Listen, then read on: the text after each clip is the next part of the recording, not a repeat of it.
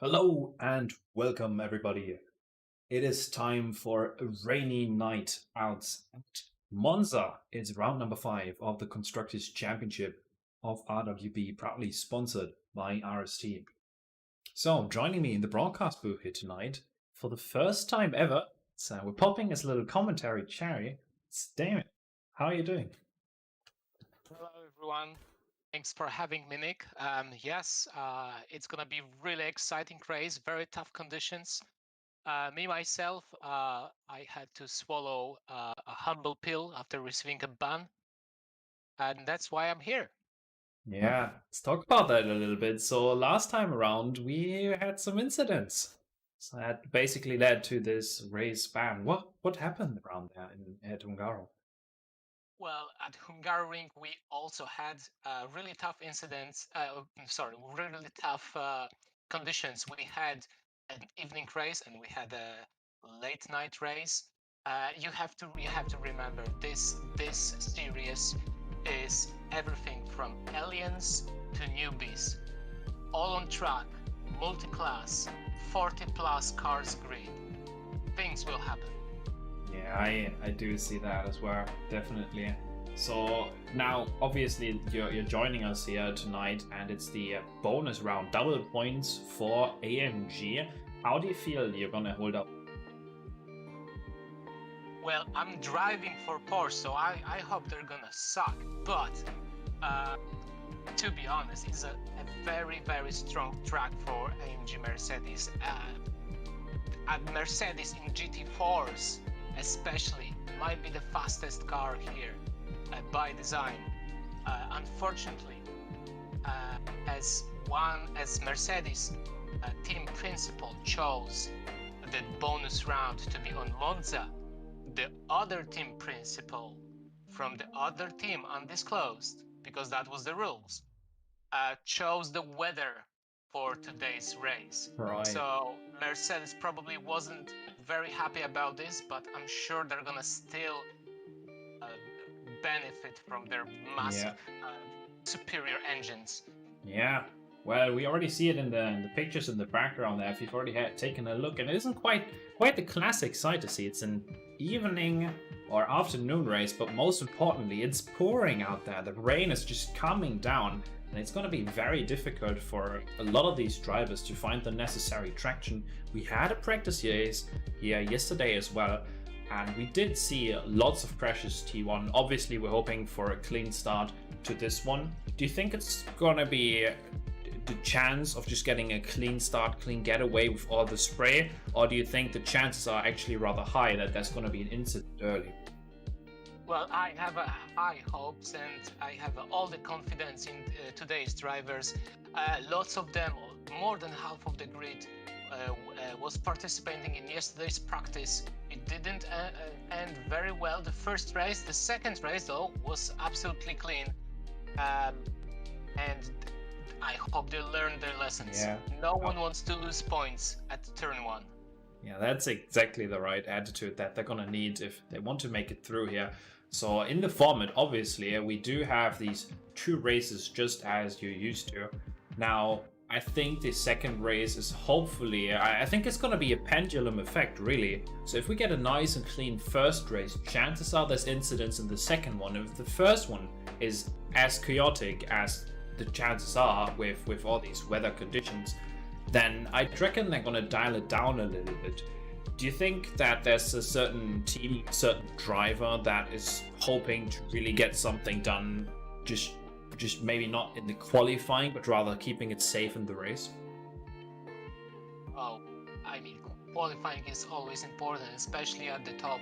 You want, especially in these conditions, yesterday's and the whole previous week, drivers discussing and their experiences after practicing on the practice server.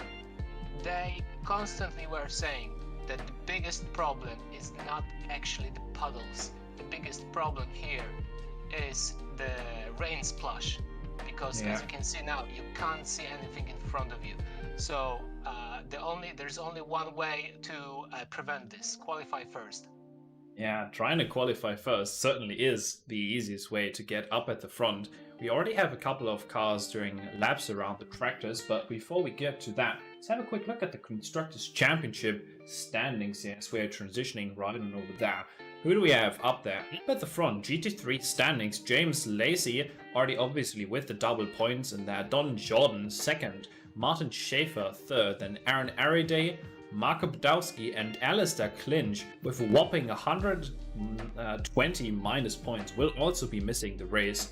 And the GT4 standings up at the front, Radek Schiller with 1,000 points already denoted to his name and more to follow. Jakob Tarantino is second in class, Emmy Sjöblom, as well as Bart Matja and Peter Varga. Now Bart Matja obviously is with 716 points and 4th position, a little bit further behind, but we have to keep in mind that with the AMG drivers receiving double points and double penalties tonight, that might very well change here. That's exactly the thing. We have 6 rounds in this championship. We have 6 constructors in this championship, and each round there is different constructor receiving double points for their bonus round. So as you can see now, McLaren and Mercedes are the only 2 teams who still not yet had their bonus rounds. McLaren has their bonus round this week. So this is the most important round, 2 races of the championship for them. Right. They hope to benefit from this. The bonus round gives you more or less anywhere between 800 to about 1,000 extra points. So if you see Mercedes here with 3,200 points, that means they actually will have something about what Porsche or BMW now is having. If they get it right, very close. Yeah, it's going to be super important for them to get some high-scoring cars as well. And we see that McLaren as well as AMG are already ahead of Audi, so they aren't having the most beautiful season to themselves. Probably hoping to come back in the future. But if we have a look at McLaren and the team points there as well, already ahead of Mercedes. But really, that isn't too much, considering it's 3,000 points they've been collecting. That means it can shift very easily in one of the next 2 rounds, or one of the 2 final rounds here. So tonight, it's time for Monza, as we are jumping just briefly back to this running and holding screen. Do you think tonight is going to be decisive, and who gets to have a shot at winning this Constructors Championship? I think the whole championship is extremely close between 4 teams: Porsche, BMW, McLaren and Mercedes. These 4 teams are technically in the bracket of 100 points from each other. All 4 of them in this 100 points bracket. 100 points is nothing. During one race, one team gains anything between 280 if this is a really bad race for them, up to about 480 points. So 100 points means nothing. Yeah, that's super easy. That can be just one finish, one botched qualifying. It's super easy to get yourself messed up a little bit. But now we have 11 minutes still in practice, and right now there's an Audi up at the front. I'm gonna jump right on over to the action in just a minute. So get yourself ready and have a beautiful evening here with us tonight in the Constructors Championship, brought to you by RWB as well as Racing Sim Tools. My name is Niklas Kraus, and joining me here tonight is Damien Wilk. I hope you have a lovely stay. So let's jump right on to the action here. Who do we have in picture here? That's James Lacey in the Porsche. Ooh. I have someone in the booth here who's probably gonna enjoy hearing about that. That's our resident alien. I'm gonna be definitely cheering for this guy. He's currently at the top of GT3 board, and he's constantly delivering big points for us. Hey, you did mention that.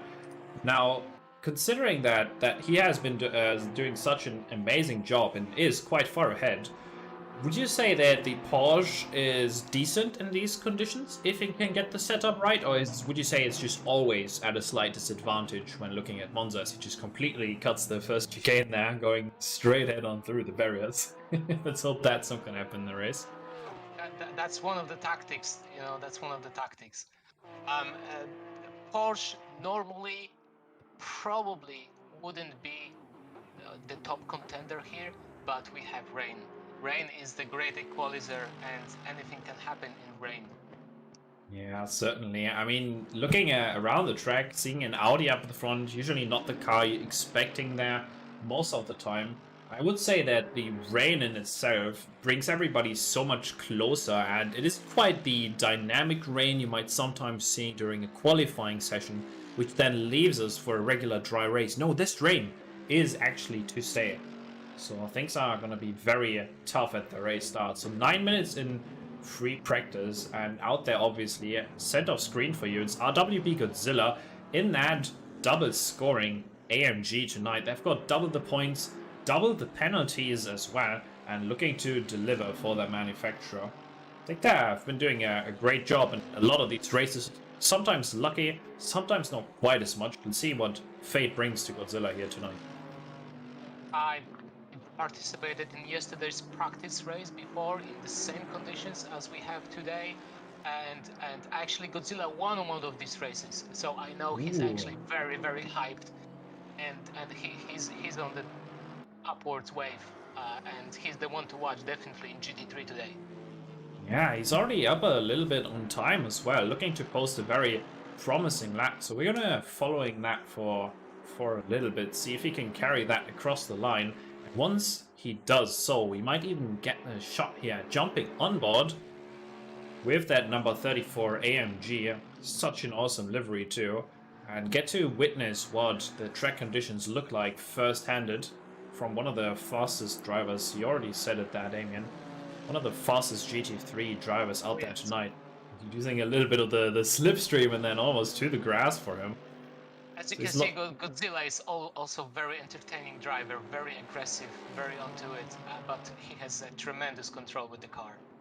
Yeah, let's see when he comes across the line. He still has salvaged about 2/10 of the 1.5 seconds he had at some point during this lap. Coming across the line, let's see if he's going to post another one. Because if he does, then certainly we are going to go right on board with him. He does not improve because that was invalidated lap. So let's jump on board and have a look here.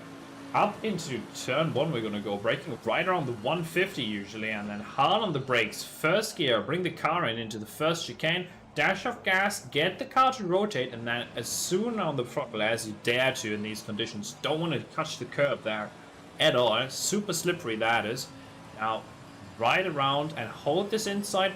Hug it a little bit, make sure you get the shifting points right, because now we're going to be focusing around 150 meters once again. 3, 2, 1, and on the brakes, stamping them down there into second gear, I'd reckon. First, this time in the rain. Carry as much speed to the exit as you can now onto the less smooth, that is. Probably in third or second gear. Bring it in there, a little bit of this wheel spin on the entry, really pushing the car, you can see it there, and avoiding the curbs in this wet weather now to the outside. One of the few corners where you hardly have the opportunity to even avoid the curb as he goes onto the Astro on the second Lesmo. Now that's just 2 more large corners to clear. That's going to be the Ascari, the scary corner. Right on here, braking point. Again, add about 130 meters. Bring it in there. Second gear and jump the curb. And now smooth and sound to the outside. And jumping the curb there on some of the laps, doesn't do it this time and finds about a 10th doing so. So that seemed to be the right call for him there. So now up the gears and down into Parabolica, which is going to be the final turn of this lap. 100 meter board, spots the braking point just right. Second gear, look how the car is squiggling there, squirming for traction as he's bringing it back around and on the throttle. Following that large cloud of spray the Aston leaves ahead of him, coming across the line and is looking to post the new fastest lap of the session. RWB Godzilla 156.45. That's how it's done. That's definitely a statement lap from him. Great job. You could see the car in front of him, even when the car in front of him was was a decent 50, 100, 150 meters in front of him. The splash was just impossible. It's going to be very difficult in these beginning laps until the field begins to separate to sort of find your rhythm and find your braking points, most importantly, because that's what it's going to be about. Already a couple of cars up at the front here in the GT4 class as well. You see in P17 overall, number 55, that is Bart Marcha, and posting what it seems to be one of the few times that the AMG is actually quickest around. Well, I'm sure the whole AMG team, 4 weeks or 5 weeks back, they already knew that there's gonna be Monza. They already knew there's gonna be Monza in rain. They knew what kind of conditions there's gonna be. So I'm sure they have a decent few weeks of inside practicing on this track in these conditions. So they're gonna be very strong. Trying to get their setup exactly dialed in. Obviously using racing sim tools to do so. You know how it goes. They do get yourself some very nice data, which is going to help you find just the right setup. Now, we already briefly mentioned that there's going to be some puddles, and the drivers most likely know where they are going to be. But if you do happen to be caught out, aquaplaning can happen no matter how long your wheelbase is. Oh, definitely there is some aquaplaning, and we've seen actually yesterday's problems with the main straight incidents were caused by aquaplaning. There is actually a big puddle on the main straight on the left side. Usually in normal conditions you would like to have this left side to prepare yourself for a T1, but in these conditions you have to remember there is quite a sizable puddle there, which will ever so gently slow you down. But what's more importantly, if you're racing door to door with someone, it might make you lose a little bit of traction. It might disposition your car on the track, and that can be all the difference needed. Well, certainly, it's very easy. You can kind of hear the engine kicking up if one of the drivers does hit that sort of puddle, and that's definitely gonna give you some shivers down the spine. And if you're not paying attention, and chances are you're also gonna find yourself either in a position you really don't want to be in, or just in the wall straight up. Chasing here with Thomas Bouvier, setting what is to be the 8th lap for him in the session, seems to be right on with the pace here, getting an improvement which unfortunately didn't count that time around. Let's see what he can do in the Aston Martin, because I think the GT4 Aston Martin is definitely going to have a little bit of trouble with the car in itself. It already doesn't have such promising acceleration in the GT3 department. Now, with the reduced aero and engine power of the GT4s, I think they're going to have a tough time tonight. Oh, they will. I can tell you this firsthand. I was an Aston Martin driver before that, and the acceleration issues out of the corners, out of the slow corners, especially, just like the T1, T2 on Monza, was exactly the reason why I tried to look for other job, and luckily Porsche put me in. They put you up. They got that figured out for themselves. That's quite nice. So when you say Porsche, and looking back at this retrospectively, what is the thing that you enjoy most about the car, and what irritates you the most? What's the most frustrating part? With the Porsche, with the Porsche GT4 is a little bit easier than GT3 Porsche, which is absolute beast. But still, amongst GT4s, Porsche is the car in which it's very nice to you. It has lots of grip, but the second you make a little bit mistake, a little bit overcook it, it will bite you. Yeah, that's certainly something. I did drive the Porsche for about 600 hours in the game, posing some decently fast lap times, I'd say so myself. but it's the areas where the car can shine compared to where it's just so frustrating. To me, the most frustrating thing would have been just the straight line performance on some of the tracks where you are just superior in terms of your technique and racing line, still being overtaken on straights with not much to fight back. But the ease at which the car can just grab your traction and completely eat it up at once, throwing you off just entirely off the track almost. It's quite difficult for you to get some practice in without getting frustrated, really. Oh, especially in this championship, the thing with this championship is it's a team championship. There is 4 GT4 drivers and 4 GT3 drivers in each team. Sometimes there is unofficial reserve driver. And listen, this is a 3rd season of Constructors Championship. By this time, believe me, all of the teams, they have their own mini Discord groups. They have their own mini support groups when they practice together, when they set up a special time hours in the day to practice together, to share their experiences, to share their setups. There's lots of community feel, and this is what RWB is all about. And it actually helps them being better drivers. I've heard countless stories from all the teams, different drivers, thanking publicly other drivers from their team for their knowledge, for their setup. There is a great community feel to it, and the level of competition, it's constantly rising, and the gaps between the fastest and the slower ones are constantly being brought down. Yeah, it's a super good synergy that you have with this community, interacting between themselves in these groups, but also interchangingly, as we're about to wrap up free practice here. If you are interested in joining that community, you make sure you check out their Discord. It's going to be the RWB Discord for you, as we're now heading over the qualification session. We're going to have a quick intermission here as we are getting ourselves ready. First up, it's going to be about 10 minutes of GT3 qualifying. Little time to find that lap, especially in these conditions. So chances are drivers will have to get themselves well set up, make the right choices here when it comes to finding space on the track, and most importantly, find the pace that they've been practicing for all week. All right, let's... Yes, let me just quickly check on the backstage here something that they're asking about quali bans. Me as an organizer, by the way, I have to reassure that everything is in order.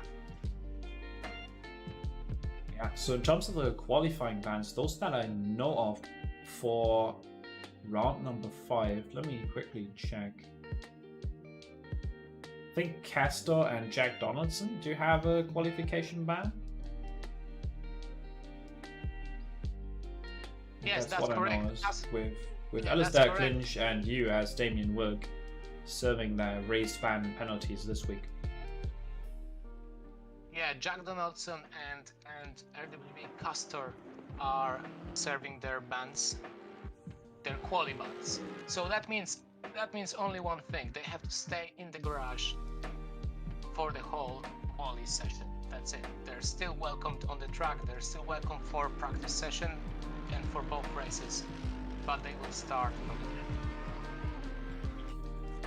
So they're definitely going to have to go through the GT4 traffic and what might be some scraps of the remaining drivers ahead. We're about to go live with qualification here. First lap is going to be the first car around. That's going to be RWB Godzilla. Let's jump right on to the action for you. Round number 5. This is going to be the first lap of qualification. It's a Constructors Championship. Monza in the reds, and it's AMG's time to strike and most importantly shine, coming across the line for the first time. Wow, that's a chain now, isn't it? RWB Godzilla about to head into turn 1 as the first car on track. Let's see how he's gonna do. Does have the clean air that he was looking for, but definitely not the traction that you experienced during qualifying. We saw him run off the track there, so we're gonna quickly abandon this lap and go and follow along with the Porsche. number 69. That's James Lacey. Right now way up ahead in the standings, but obviously that can change up and down a little bit depending on the fact that some of these drivers don't have the double points rounds in there yet. So James Lacey now to the second chicane. Want to get that nice and tidy for a good exit onto the Lesmos. So chasing with the teammate in what seems to be outside of this splashing range, trying to really make their track as wide stretched as you can, leave as much of a gap. Do you think that was off track or not? Well, it was tight, but really the track limits are quite forgiving here. We're gonna see if he is able to bring that time across the line and make that a first valid lap, because we obviously saw that for the first car, RWB Godzilla was definitely cutting the track there on T1. That's going to be an invalidated lap, but the number 69 here, James Lacey in the Porsche with the Red Bull on the side, Porsche Motorsport that is. Sent off screen for you. You got to absolutely appreciate the attitude those top drivers like Lacey, like a Godzilla they have. You've seen very first race they're pushing to the max. Me personally, if I would do a first maybe 2 counted laps for qualifying, I just want to, make a safe lap. Coming across the line then, James Lacey sets the first time in qualification, so the time to beat is going to be a 58.398 this time around. Let's see if I can get this to connect. Doesn't seem to be abandoning the next lap, so he's quite happy with what he's got. I just have to do a really quick intermission here as I'm forced to change something for just a brief moment, so bear with me here.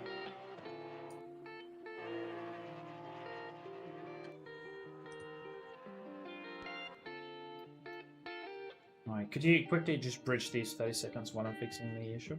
That would be perfect. Alright, sure. So we have about 6 minutes left for the GT3's qualification.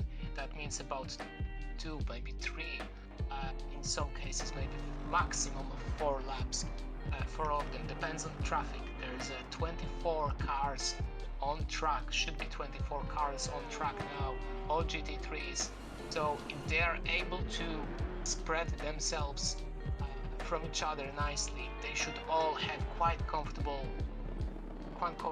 environment, every one of them, to make their fastest lap, not to be tamed by the traffic. We have the broadcast back, we have a green Porsche, who's that newcomer on the first place now. Yeah. Newcomer on the provisional pole position. That's an amazing step up from newcomer. He's a very fast driver. Yeah, he's definitely got it figured out, it seems. And obviously, with the fact that he's currently sitting up there at the front with a 57.9, we see some heavy rain here in the qualification. A little bit thicker rain than what we had previously. See, they're getting a little bit sideways there, losing all the time that he had gained just before that. So we're gonna jump right around a couple of corners ahead. In the Parabolica right now is a Jeff. He has got enough pace to make this the P1 lap, fastest lap of the race, potentially coming in from the Belgian Audi Club Team WRT driver as he comes across the line. Jeff goes first with a 57.7. You see it there, top of your screen, brought to you by this new tool that we're using, ACC TV. You heard it here first. And we're jumping back a couple of positions. Also, lots of time in the bag here for the number 27 car. And we also have a little bit further up ahead on the track. Let me get this figured out. Don Jordan here in the Aston Martin, trying to prove us wrong here as he finds 8 tenths almost. Now coming across the line, he's looking to leapfrog up into the top 5 at least. Don Jordan, currently 9th, is able to improve to P4 with a 58.5. Amazing lap from him. Yeah, really good stuff. Remember, this is Aston Martin. They struggle with the acceleration. And look at him. So Jeff up at the front now, gaining some positions. Nice improvement there from Badowski as well. Last lap 58.6 in the McLaren. Definitely trying to get some more points on the calendar there as well. Porsche is doing very well, but where's Godzilla? He hasn't been finding much pace so far. Let's check out, he's not far from completing this lap, and he's got a bit of pace up his sleeve right there. It's going to be a nice improvement, potentially up into P3, P4, P5, that sort of range is where he's looking to bring the car in. And now with the final turn of the Parabolica, want to find the traction nice and easy. Get that foot down, and it's going to be across the line. RWB Godzilla, is he going to improve? And yes, he will. Yes. Top 3, 58.3 for him. That's a big step upwards as he finds himself immediately beaten. And wow, Lacy up at the front, coming across the line with the number 69. Wow, with a 57.5, making it look easy for the rear-engined cars. Wow, Gio Mars here, don't want to forget about him. He's got a bunch of time, almost a full second up. That would be enough for the top positions here as well, if he can get it around his car nice and safely. He does so, doesn't use the curbs much on the exit, exactly what you want to do. The 911 GMR looking to come across the line and set one of the faster laps of the session here tonight, bringing it down into third gear here for the final turn of the track, and spraying the Porsche in the background there with a little bit of the water coming off the diffuser there. Now across the line, Gio Mars is going to probably improve. No, most certainly he will. Let's see where he jumps. Leapfrogs himself nowhere at all, because that must have been an invalidated lap. Quite unfortunate that is for him. So RWB Godzilla with some time in the back. Don't want to miss what's happening around here. Was able to improve quite nicely. Don't write him down, because G-Mass still has at least one, maybe two. I think not 2 laps. Maybe that's gonna be probably his last lap if he can. Yeah. Make it those cars. Previous one. Cars now coming across the line. Nick Newcomer seems to already abandon the qualifying. So do Galdreen and Weech, currently 11th and 12th. You can see it there. BMW finding himself a little bit further back of the pack. Aaron Eriday is the only one representing. Now coming across the line, Godzilla is looking to shoot something out of the house, and with a home run time he could set himself up very nicely. Coming across the line, RW Godzilla takes temporary pole position with a 57.54, and he's immediately beaten by Lacy there. Look at that, back and forth, a little bit of a ping pong moment between them. So he's taking away the pole position from him just there. Another ping pong moment. That's literally F1 stuff. Yeah, back and forth. That's the level of competition we are seeing from some of these drivers here tonight. Very, very great stuff.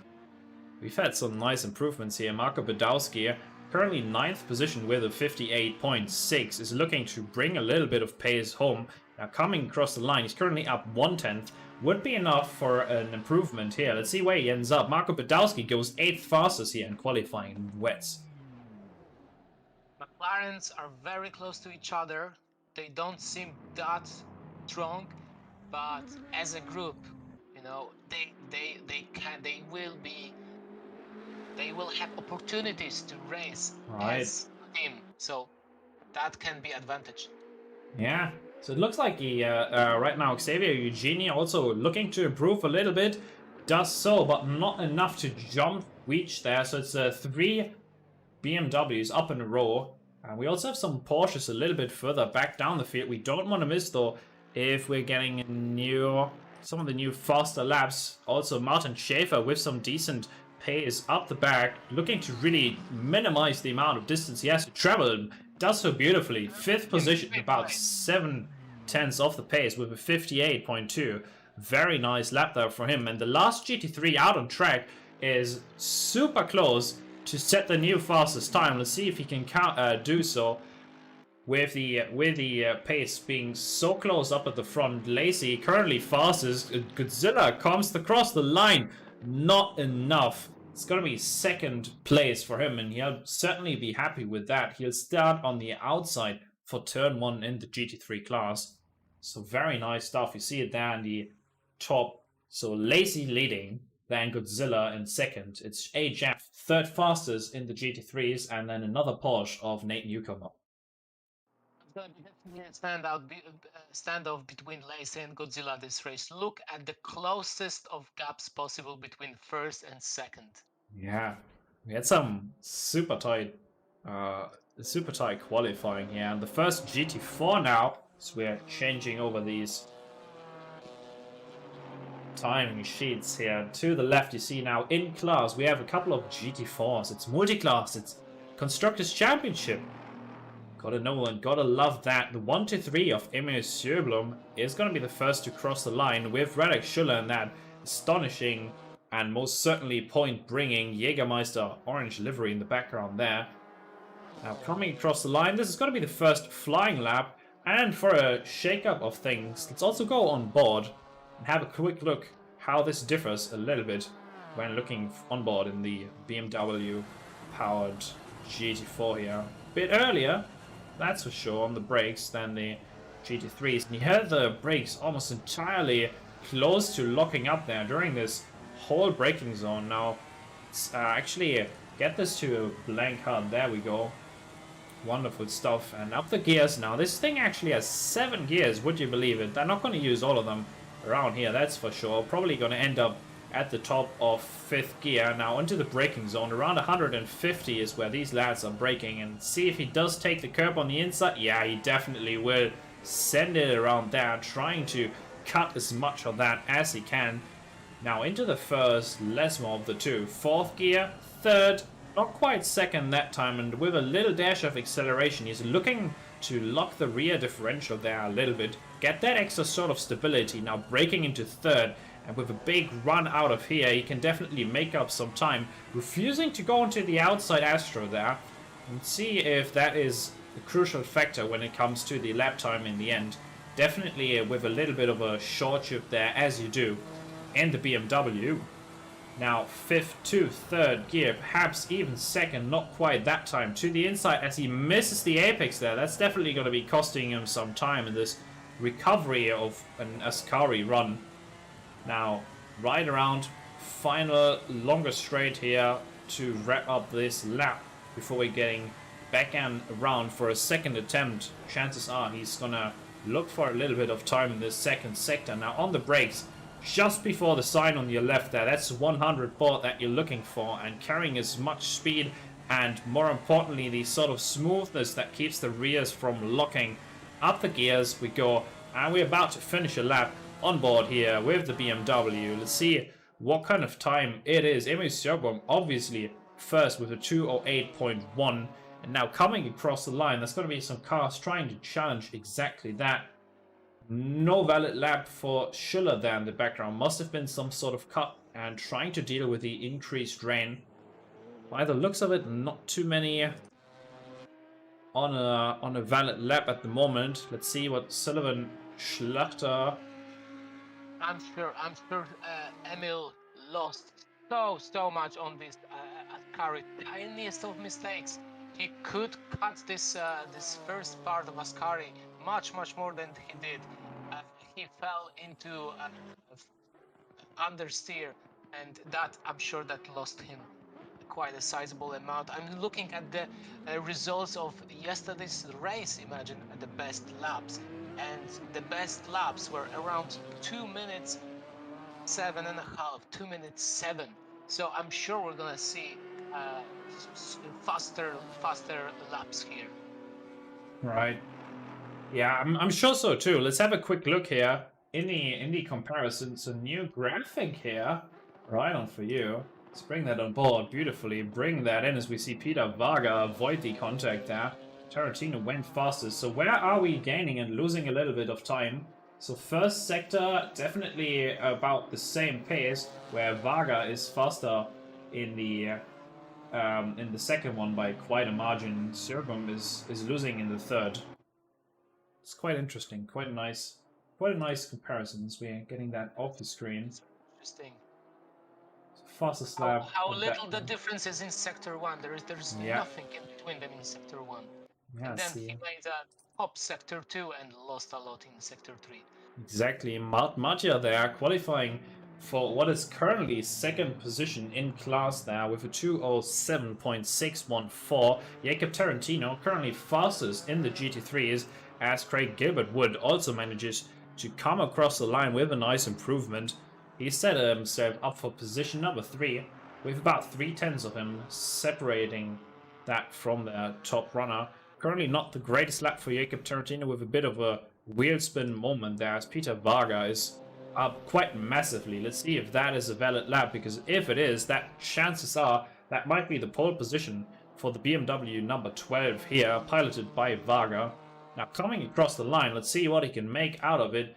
And is not the improvement, must have been invalid, unfortunately. He's going to be shaking his head a little bit since there's only 3 minutes to go, and with a lap time of 2 minutes and 7 seconds being roughly what you could expect way up at the front, he's only going to have 2 more attempts at this. Yes, correct. I can see in the top right corner actually the weather prognosis, which is something I have not seen yesterday, which is something I rarely seen on the practice server.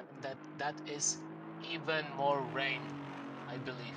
Is that even more I think rain? currently it's heavy rain, and the second one is medium rain, basically. So it's gonna be raining a little bit less, as we see an almost pole position run there. But Mattia lost just the slightest bit, I would imagine, in the final turn, going out just the minuscule amount wide.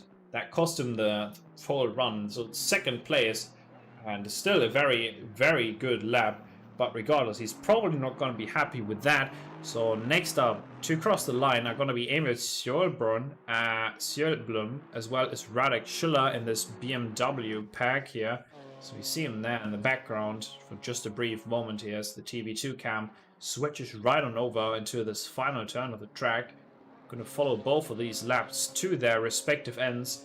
Broke a little bit too early there. Sjöblom losing some time on the entry, but where he lost time, it looked like Schiller was gaining, and he's got quite a decent position to make an improvement here. Coming across the line, Emil Sjöblom not with the improvement he needs for the position gain. However, Radek Schiller sends himself up into third with a gap of 2.5 tenths separating him from the front. Now looking to cement his lap time. That's actually a little bit too early for me to switch there. I should have been looking at Peter Varga, who completely missed the parabolica there. Went deep and lost 6 tenths. Then just a brief moment. Same thing here. Matt Al, that's going to be the end of the qualifying for him, chances are. Very unfortunate. He's just going to be finishing in 7th position at the most, or at the best rather.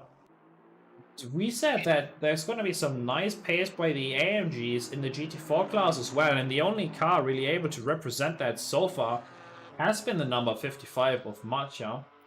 However, Drenkovic with 1.3 seconds and Alegria 1.8 seconds off the pace, that isn't too shabby. That's something that can definitely work with. Now, working with the track at the moment, the Porsche Racing number 22 of Jakob Tarantino is doing a terrific job here. Final sector. Absolute stunning pace here as he's coming across the line. It's going to be a nice improvement here. And look at this time, 207.0. That's gonna be absolutely fantastic for him. Super confidence boost. He's my teammate. We chat a lot on the on our mini team Discord, and we all know he's absolute top driver. Sometimes he himself doesn't see himself like this, but this qualifying proves him wrong and us right. He's absolutely capable to compete on the highest level, especially in rain. Bravo for him. But we still have Shula, we have Mattia, we have Sjöblom, all on track, all possibly improving. Yeah, let's have a look. Radek Schiller will be the next car to cross the line. Doesn't carry anything in the delta right now, and by the time he comes across the line, we see that it's just barely off the previous pace. Not enough to improve for him. However, there's still a couple of cars lurking and waiting to make something happen. A couple of cars coming across the line, no improvement here. And Claudio Egeria from the team Factory Works in the number 10 here is looking to get a nice improvement and put himself out of that bottom spot here. See how he does when he comes across the line. And when he does so, he's currently got 3 tenths in the back. That would be enough to beat Shepard there. And when he does come across the line, he snags himself the 9th position, just ahead of the number 19 Porsche there. So that is going to be just about it. But Maggia has just one turn to clear, but not a lot of time to find the pace he needs, because he's currently 3 tenths down on Tarantino, and by the time he comes to cross the line, it's going to be very clear that there's not going to be improvement here. But Maggia joining him there, up at the front. Not quite the improvement, but centers the lap to be very consistent. So quite nice of a qualifying there. So who do we have up at the front? For the GT4 class, Tarantino, Maggia, Schiller, then Gilbert, Wood, and Sjögren. That's your top 5 in class. I mean, Tarantino, Mattia, Schiller, that's the top 3 we are used to actually in this championship. When you look at the scoreboard, we're maybe more used to see Schiller at the top of this 3, but this being a Monza, this being a rain race, and Schiller being third instead of second or first, that is a sign for a really interesting race in GT4s. Yeah, certainly. Might have been somebody with some mechanic getting beat up, the setup not quite up to speed, but apparently the Porsche boys as well have been practicing. They've put 2 of their cars up at the front in their respective classes. James Lacey will be leading the GT3s, just as Jacob Tarantino on the 22 will be leading the GT4. So congratulations on that. I'm sure you must be very happy. I have to honestly tell you that it absolutely breaks my heart when I see our competitors not doing well. Is that the sort of reverse psychology with the just trying to be nice about that, or is that genuinely how you feel? Of course, I'm being sarcastic. I'm super proud of my teammates. But you know, rain is the environment in which some drivers absolutely simply just don't like driving in race. It's just like driving in a different class. You can't hold everyone to the same standard and put pressure on everyone because you always perform top. Then in rain you will definitely also performing top. It's not that simple. This is sim racing, and this is really hard stuff to keep such a precision and concentration throughout the whole lap, not to mention the whole race.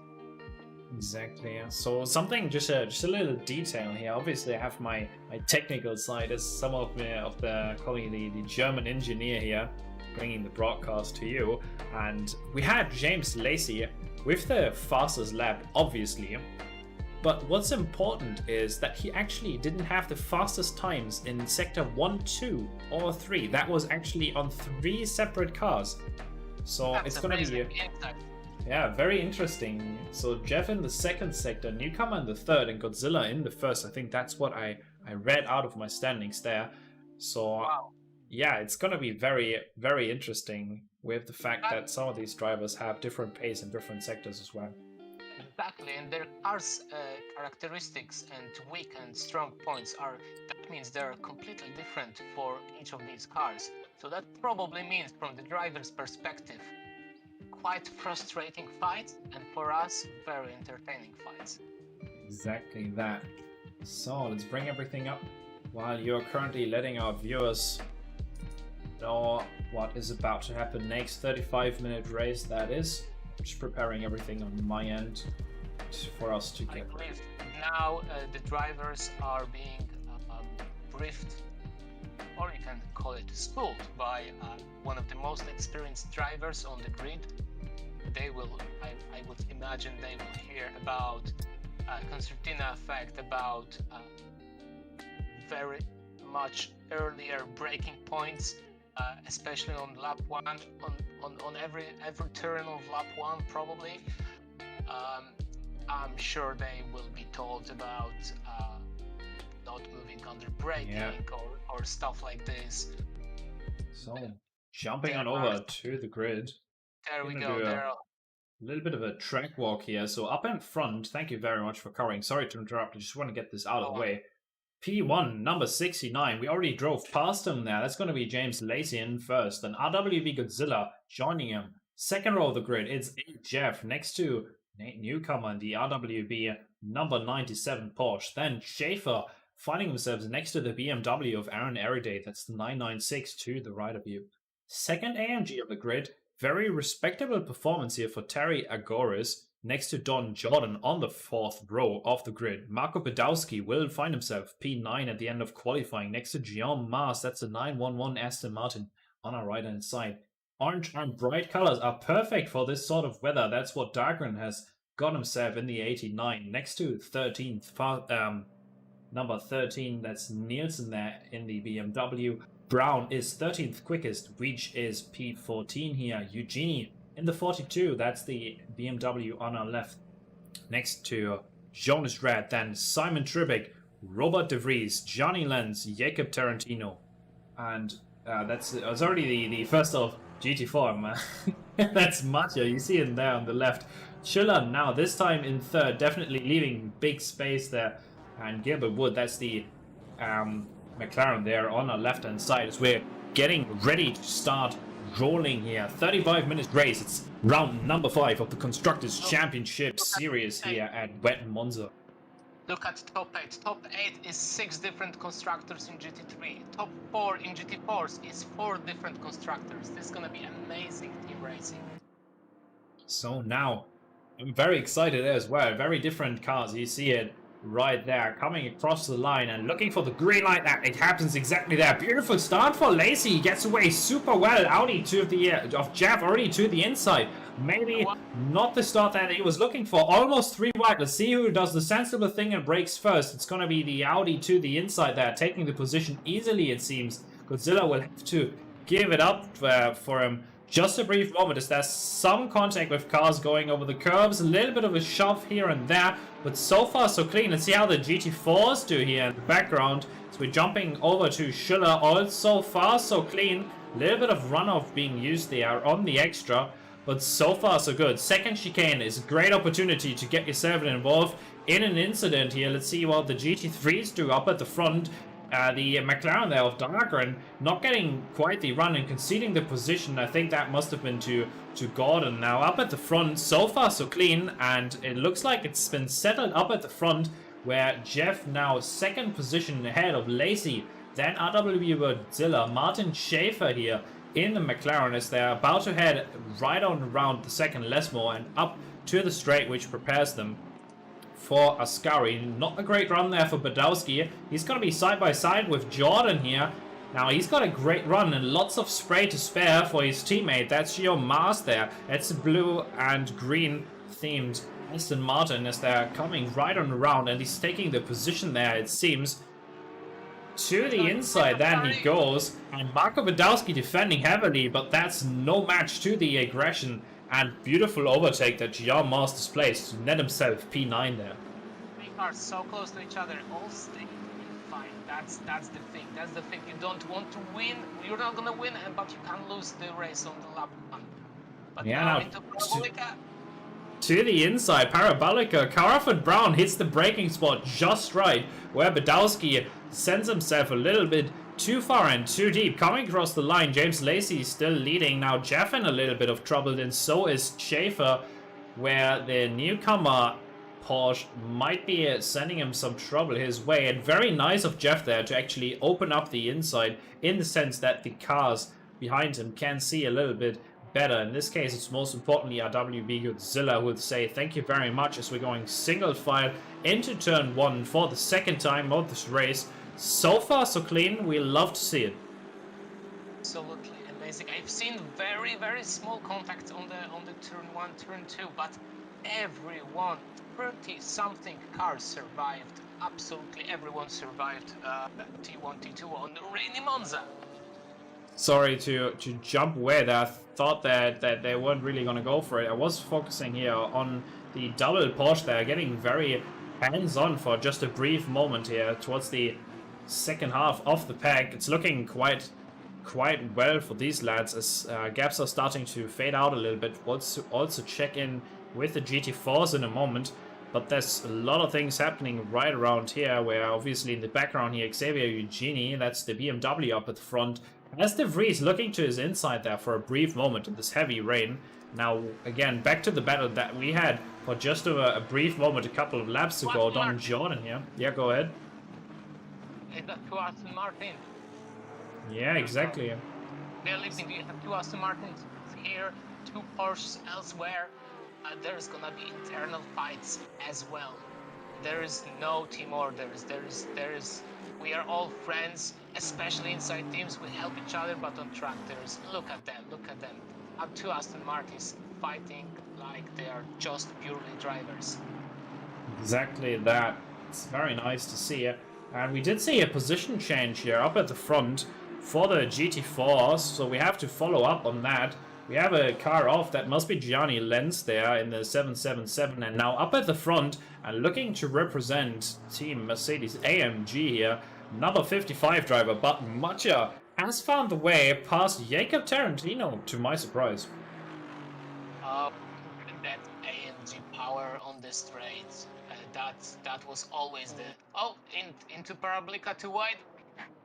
Yeah, Serboom that is, next to Jack Mason there, who's forced out to the wide line. Let's see if he finds the puddle, but not quite, but he doesn't find the traction that he was looking for either. It's going to be forced to concede what should be position number 8 in class there. So BMW taking that position, and we already have a stop and go 30 for Bouvier. Very unfortunate to start to their first race, so that's probably going to be game over really. So we're jumping a little bit further up in the pack into the GT3 class there. Once again, Don Jordan as well as Guillaume Mars here. That's a 999 and 911, which are already forced to clear a little bit of traffic. So we're about to go to the rear wing camera and have a look how close this gets. Now, all that water splashing up, that's going to be interfering with the vision super heavily. Stays looking to the inside to find a little bit of a sweet spot, looking for that vision more than anything than the straight line speed. Gets very close and hands-on there.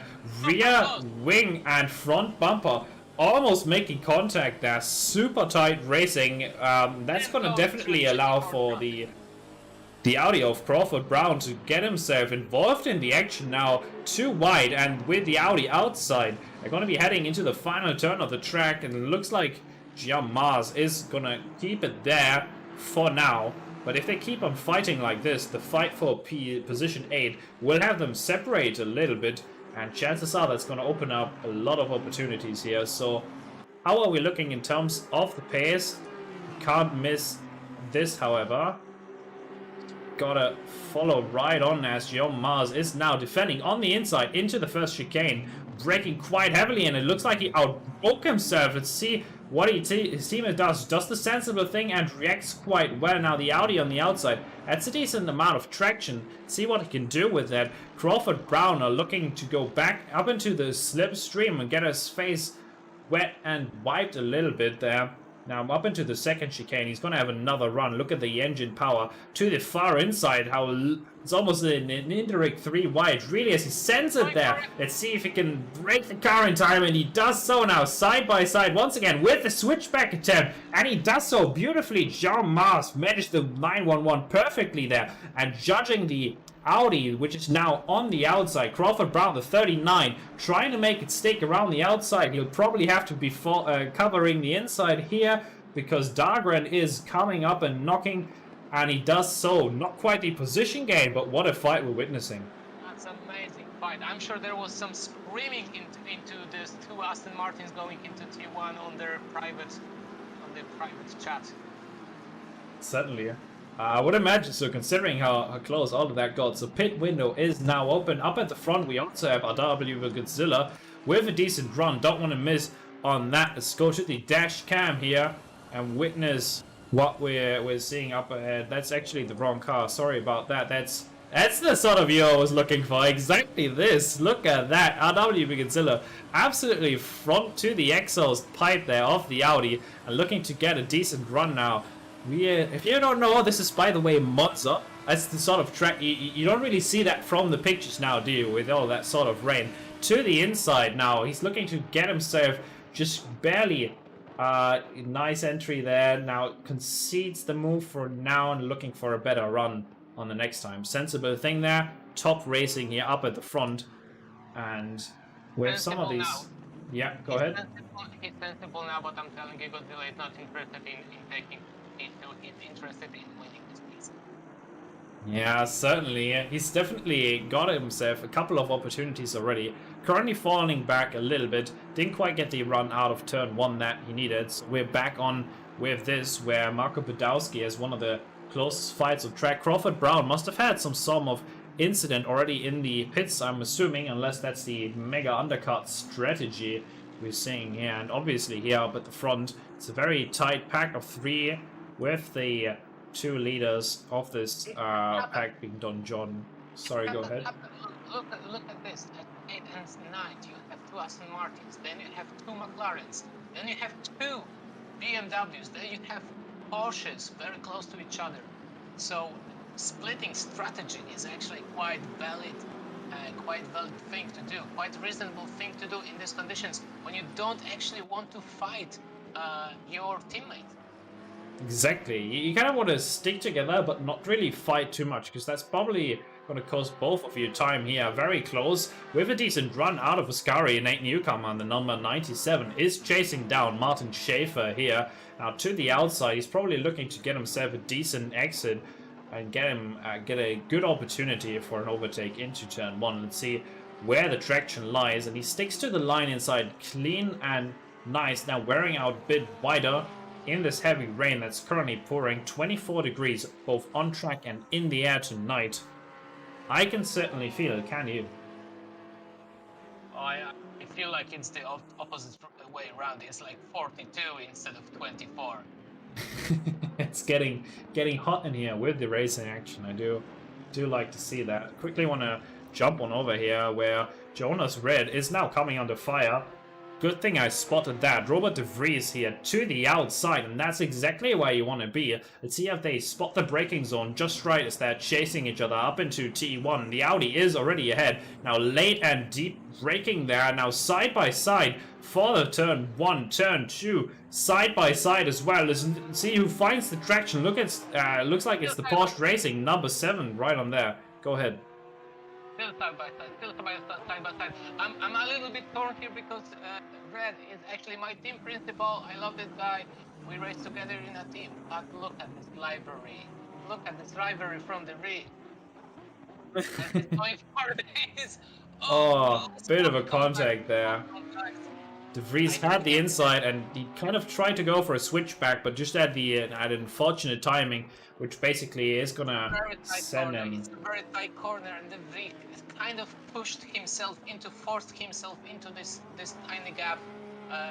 Red couldn't control the car enough, but we've seen he let go of gas a little bit and let go De Vries. That's a gentleman thing to do, at least. Gentleman thing to do, the right thing to do, that's for sure. Now to the outside here, the 97 is trying to avoid that spray, but it looks like the Super Soaker is turned on for Martin Schaefer here, and the number 27 as they're going around the Parabolica turn now up around here. It's very far to the outside and close, almost running the Astro there. Not really where you want to be 100%, but let's see what he does in terms of the straight line speed. It looks like they're about evenly matched. Porsche looking to get himself some slipstream. That is Newcomer to the outside there, the number 97. Now on the brakes, we're looking to get that 150-meter board, both of them meeting that just fine. And by the looks of it, Godzilla, after getting past Schaefer and in this gap, already 3.5 seconds ahead of P4. I'm sorry, I think we just missed that.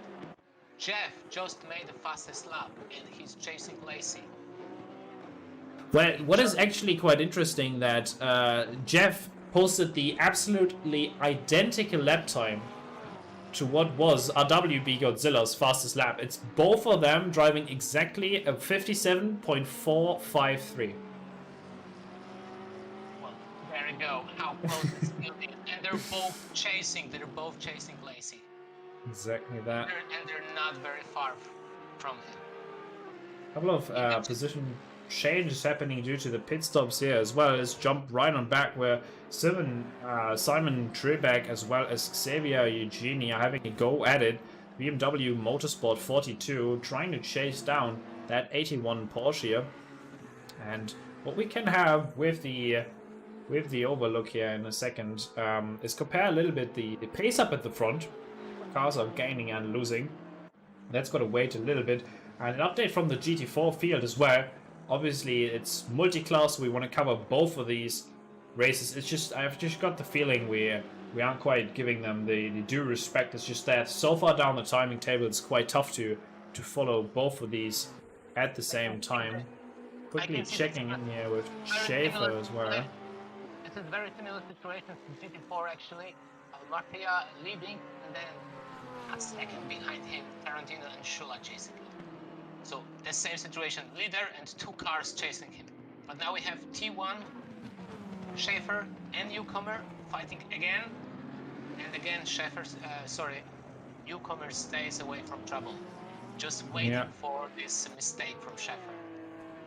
Looks like not much happening here in between Eugenie and Trebek as well. So let's go back down the order a little bit and get ourselves some GT4 action.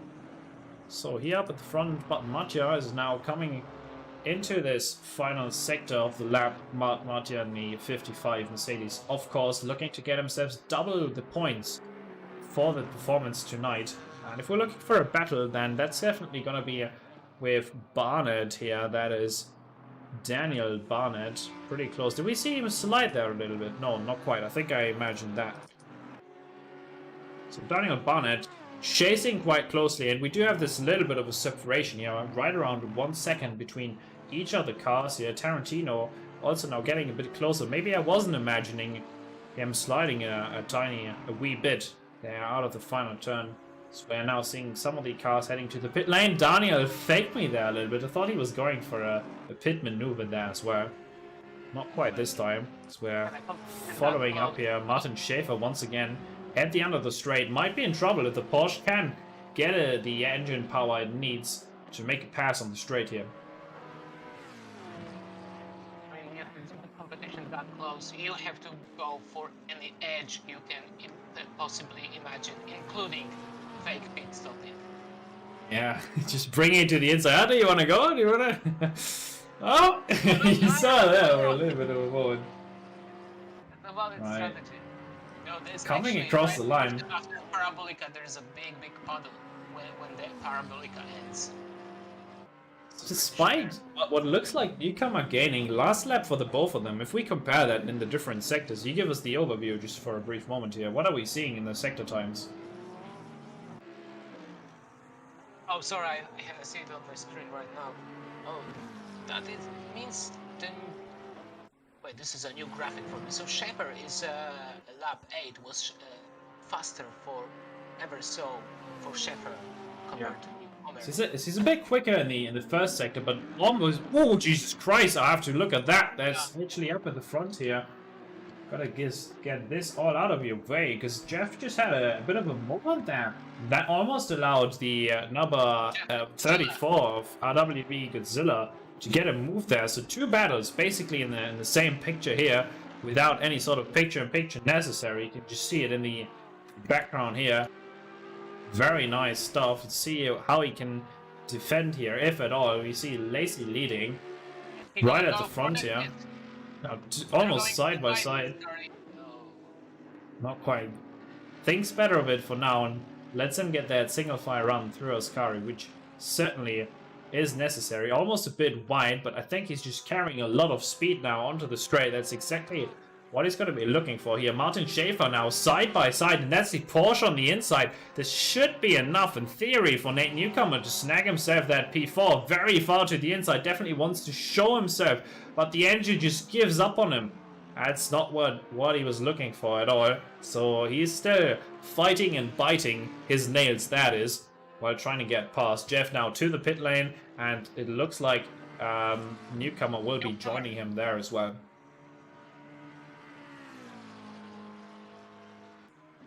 Alright, so far so exciting. Couple of position gains during this race so far. Don't want to mess this up too much because the pit stops are still very much in the progress.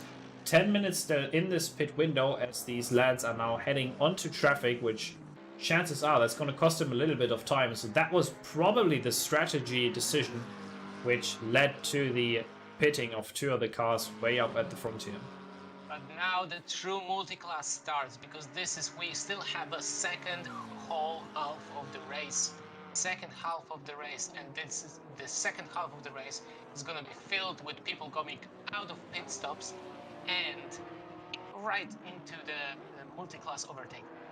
Yeah, that's exactly what we're seeing right on there. We were following Jack Mason, who just got overtaken by the leader of the GT3 race. That's James Lacey in the 69 Porsche, coming right around the screen. So that's kind of the sandwich that RWB Godzilla and Lacey are finding themselves in at the moment. Probably the chances are there's going to be some pit lane maneuvers this time around. And now the question is if the undercuts have worked out. Yeah, that's very exciting. We still have Shula and Mattia on the track, but we already have the... Ooh, there's a little bit of contact there in between Serekovic, and that's actually Jeff, I think, there in the background there. Let's have a quick look. That's Jeff getting some damage, that's for sure, as well as Sjöblom. And I think that might have been Agoris there, the number 90. No, I'm sorry about that. That must have been Sjöblom and Claudio Allegria making contact there. Let's go back 30 seconds and have another look what happened there. Oh, that's really dramatic for Mercedes. They were doing so well. That must have been some... Is this multi... No, that's... Oh, that's the slightest of touches. Yeah, and that's all it really takes. He's able to quickly scurry away to the outside there, but that was definitely contact with Jeff. So the undercut kind of got him into more trouble than he was asking for. Yeah, and you know, this mistake was made a decent 20-30 meters before the contact happened, really.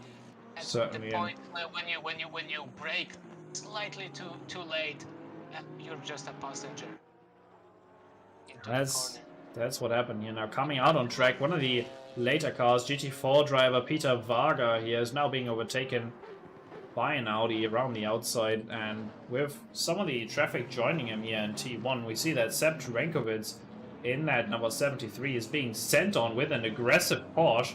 By the looks of it, that should actually be Nate Newcomer. Yes, there he is, number 97. Ooh, alright. And we also missed that. There was a stop and go 30. We're probably missing the braking part, misjudging the time it takes to slow down the car for number 925 driver. That's Robert de Vries.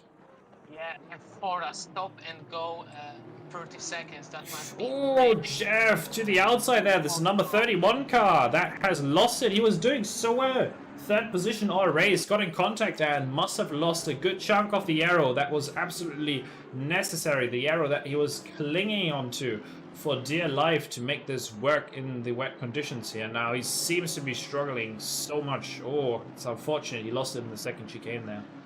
The damage is not gonna help him, but still, he's the, isn't he? Yeah, he is the top driver who actually pitted. Yeah, so he's far. He's not in a too bad position. Certainly not. We'll see how that shifts once we get to the end of the pit stop phase here. A quick follow-up where we're seeing Magnus Dahlgren. That's going to be the McLaren here. Now up in front, that's the orange and very characteristic livery of the Technology Center, number 89, who is being chased by none other than Alex Veach there. Or RWB, Alex Veach, I'd perhaps say instead. Let's jump. Stops from Badowski and Nielsen. One of the last pit stops going on right now. Yeah. Final cars looking to make that happen. Now let's go on board and have a quick look at the sort of spray that these drivers have to deal with at the moment. This is the BMW trying to chase and hoping to make an overtake happen sometime soon. That's Alex Veach who we are following on board with, and well, you can only assume that he's actually fighting for position right here, because the McLaren is trying to leave no trail or no trace of himself, braking at the 150 quite nicely there. Now there's some multi-class and there's cars absolutely missing the first chicane there. What was happening there? So he gives back the time gained. I've seen GT4s in front of them. You see on board from Vier. You are at the end of the main straight and you see blue flags. So what do you think? you know that there is a GT4 in front of you, but you have no idea where exactly it is. That must be a really scary situation. Certainly, it must be. Some of the drivers now, after the pit stops, seem to have gotten themselves out of the rhythm a little bit, where Weech got the move done after the light mistake now to the inside of the 28th position there. That's going to be Daniel Barnett there on the outside in the Audi. Gets it done so far, and obviously it's quite a pickle that he finds himself in, because originally Daniel Barnett was fighting with Jack Mason just a little bit ago, but there's none of that happening at the moment. That's the slightly darker orange livery, as I think we're seeing a side-by-side there from two Aston Martins. Don't think that was for position though, unless I'm mistaken. Oh, Justin Burley there, the WWSR, didn't quite make the turn there, and goes around the long way and rejoins safely, as there's another car in the wall there. That must be Bouvier, Thomas Bouvier, yeah, that is Thomas Bouvier, it's the number 51. Oh, the lights go off from the Aston? Yeah, it looks like they might have. Must be heavy damage. That's alright though, it's a learning experience for them as well, as we are seeing the chase here in between Serbum and Trankovic, who's trying to get some good points here right on home, as we are jumping a little bit further once we see this move come to its conclusion, because it looks like Serbum has the absolute run on him here now to the inside, and already well clear and ahead of Trankovic, who just doesn't have the engine power, it seems. Still two best engines in GT4s. Yeah, competing there as they actually go around the traffic. That's the just Burley right on there. If I see that right, yeah. It must be Justin Burley there in the BMW they just passed. So Serbum, well and clear. Good and decisive move, as we are getting us more action. Oh, there's three cars close, very close to each other. Yeah. Behind Agoris. So that is Aaron Eridy and Jeff right on there, with Guillaume Mars joining them in the mix. It's three cars, all GT3 now looking to get past and get something done here. Jeff, with the damage, has obviously fallen back quite significantly. Was originally ahead of Godzilla. Now final cars coming in at the end of the pit stop window, as Guillaume Mars now tries to find a way past. Doesn't seem that he's able to do that for now. Around the outside now, it's let the engine speak for themselves, as Crawford Brown is looking to potentially join the mix here now to the inside. Jeff is holding on. Seventh position being well defended here by the Belgian Audi Club driver. So close, what a clean move. And it looks like he's able to hold on for now. Again, with the damage, chances are there's going to be some top speed reduction happening at the least.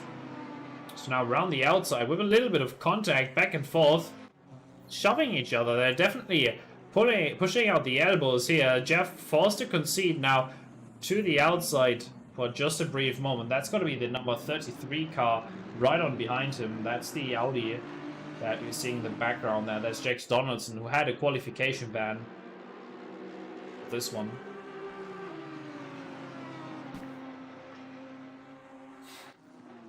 Yeah, I'm sorry, it was gone for a moment, just real life stuff. I'm back.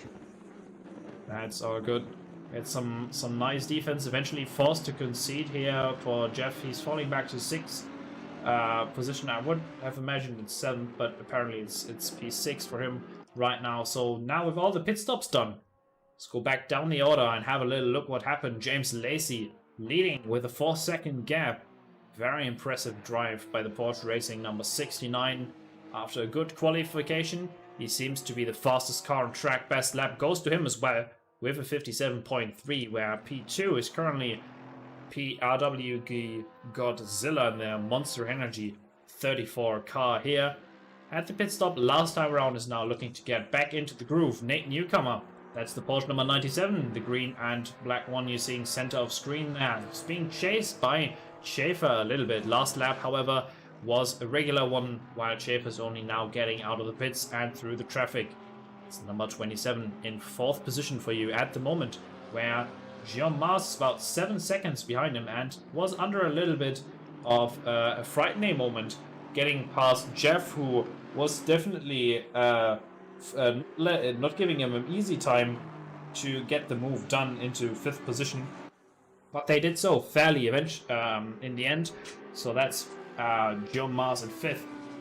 Jeff in P6, where Aaron Eriday is now chasing and trying to have a go in the BMW Motorsport at the position 6 that Jeff is defending after the incident. And Marco Badowski has a little bit of trouble there. Crawford Brown to the inside, and it looks like he's gonna make it stick. Yeah, he has to leave the room there. He was already well clear, so super decisive, super well spotted braking point there. Crawford Brown makes it happen in just one turn.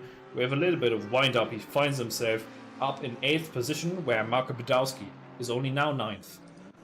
And Don John wrapping up the top 10 here, also still well within striking range. Such a clean, decisive move after all 30 minutes of racing in the rain. They focus, their attention is they're exhausted by now. Yeah. Now trying to somewhat unlap himself, Robert De Vries after the qualification ban is only now once again getting past the race leader of the GT4s, where Jack Donaldson also behind him, just a couple of cars. That's the other Audi you might see in the background there, right on there. That's the black and orange Audi in the back, which is just getting past the GT4 field. So is Goris, that is Terry Goris to be precise with you. It's the AMG number 90 in the background there. So yeah, Tarantino leading ahead of Radek Schiller, who's now being overtaken round the outside. Then right on there in class, it's going to be Gilbert Wood, Craig Gilbert Wood. Godzilla. Yeah, let me have a look. Wait, you said Godzilla? Something's happening with Godzilla?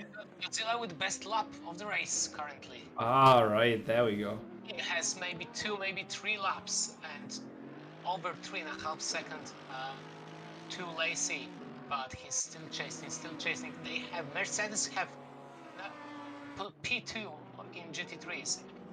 Oh, there's big contact in the back there. We'll have to look back at what happened there. Just following if the move is going to be happening. No, but there's going to be a big incident there. It's Marco Badowski who's go back 30 seconds and have another look.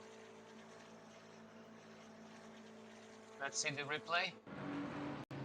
So around the outside there with the Aston Martin number 999. I think that should be Don John in this fight for 9th position. Now it's all good, all straight, and now I think there might be some contact here pretty early. It might be a puddle being touched, so both of them slowly to the left, and there's just no room on the track because they both send each other into the barriers, and that's going to be a big spin and lots of swear words, I imagine, coming out of the mouth there. You see that kind of incidents over and over. It's so hard to judge when you think your wheel is straight, you're going straight, but in reality you're very ever so gently moving alongside the track, and if the other driver is doing the same, very slowly but surely there's going to be a contact. Exactly, that was what happened. Both of them not really willing to give each other much room there. It looks like they eventually were forced to collide at some point, and that's exactly what happened on the main straight, sending back Marco Badowski into what is currently 13th position. Another fastest lap. Yeah. Godzilla continuing to improve here. He had a gap to Lacey, 3.7 seconds. Now it's 2.8 seconds. He made up a second on one lap. Yeah, let's also have a quick look where that time is coming from in just 1 second. Get that figured out for us. I have to do it this way actually. Yeah?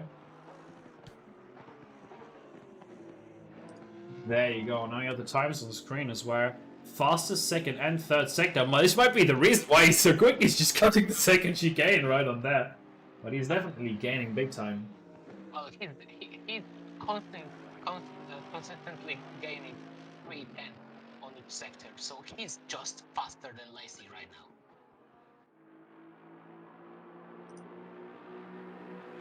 I'm have still look trying at to figure all this out. Everyday fighting. I think everyday on the 7th position is fighting closely. There's a car off track there in the background as well. Let me go back a couple of spots. Yeah, that looks like Justin Burley having a bit more trouble here. Let's not focus too much on that. Jeff and Eridace, they're very closely connected to each other. John and Alex Weech, that is, currently fighting for 10th position too. It's currently the two main fights happening. Go ahead. Was it Jeff with considerable damage already?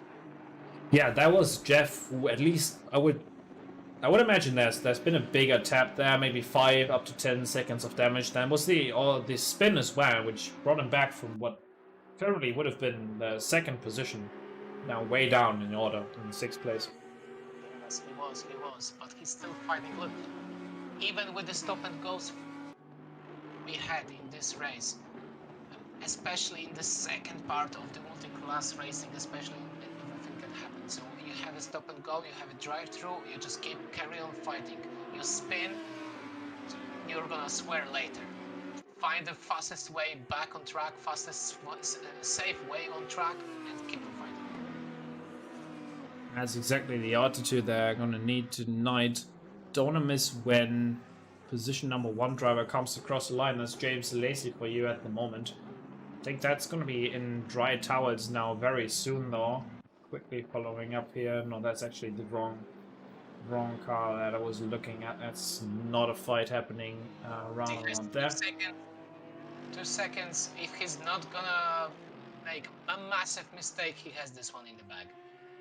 Yeah, James Lacey looking to carry this home. This would be the win here as well in the Porsche at round number 5, the Constructors Championship. Let's see what he does, but I'm just going to quickly jump on back while we have this opportunity. Still a couple of corners for him to clear, where Aaron Eriday now coming under fire from Crawford Brown, who's also about a second quicker than the car ahead.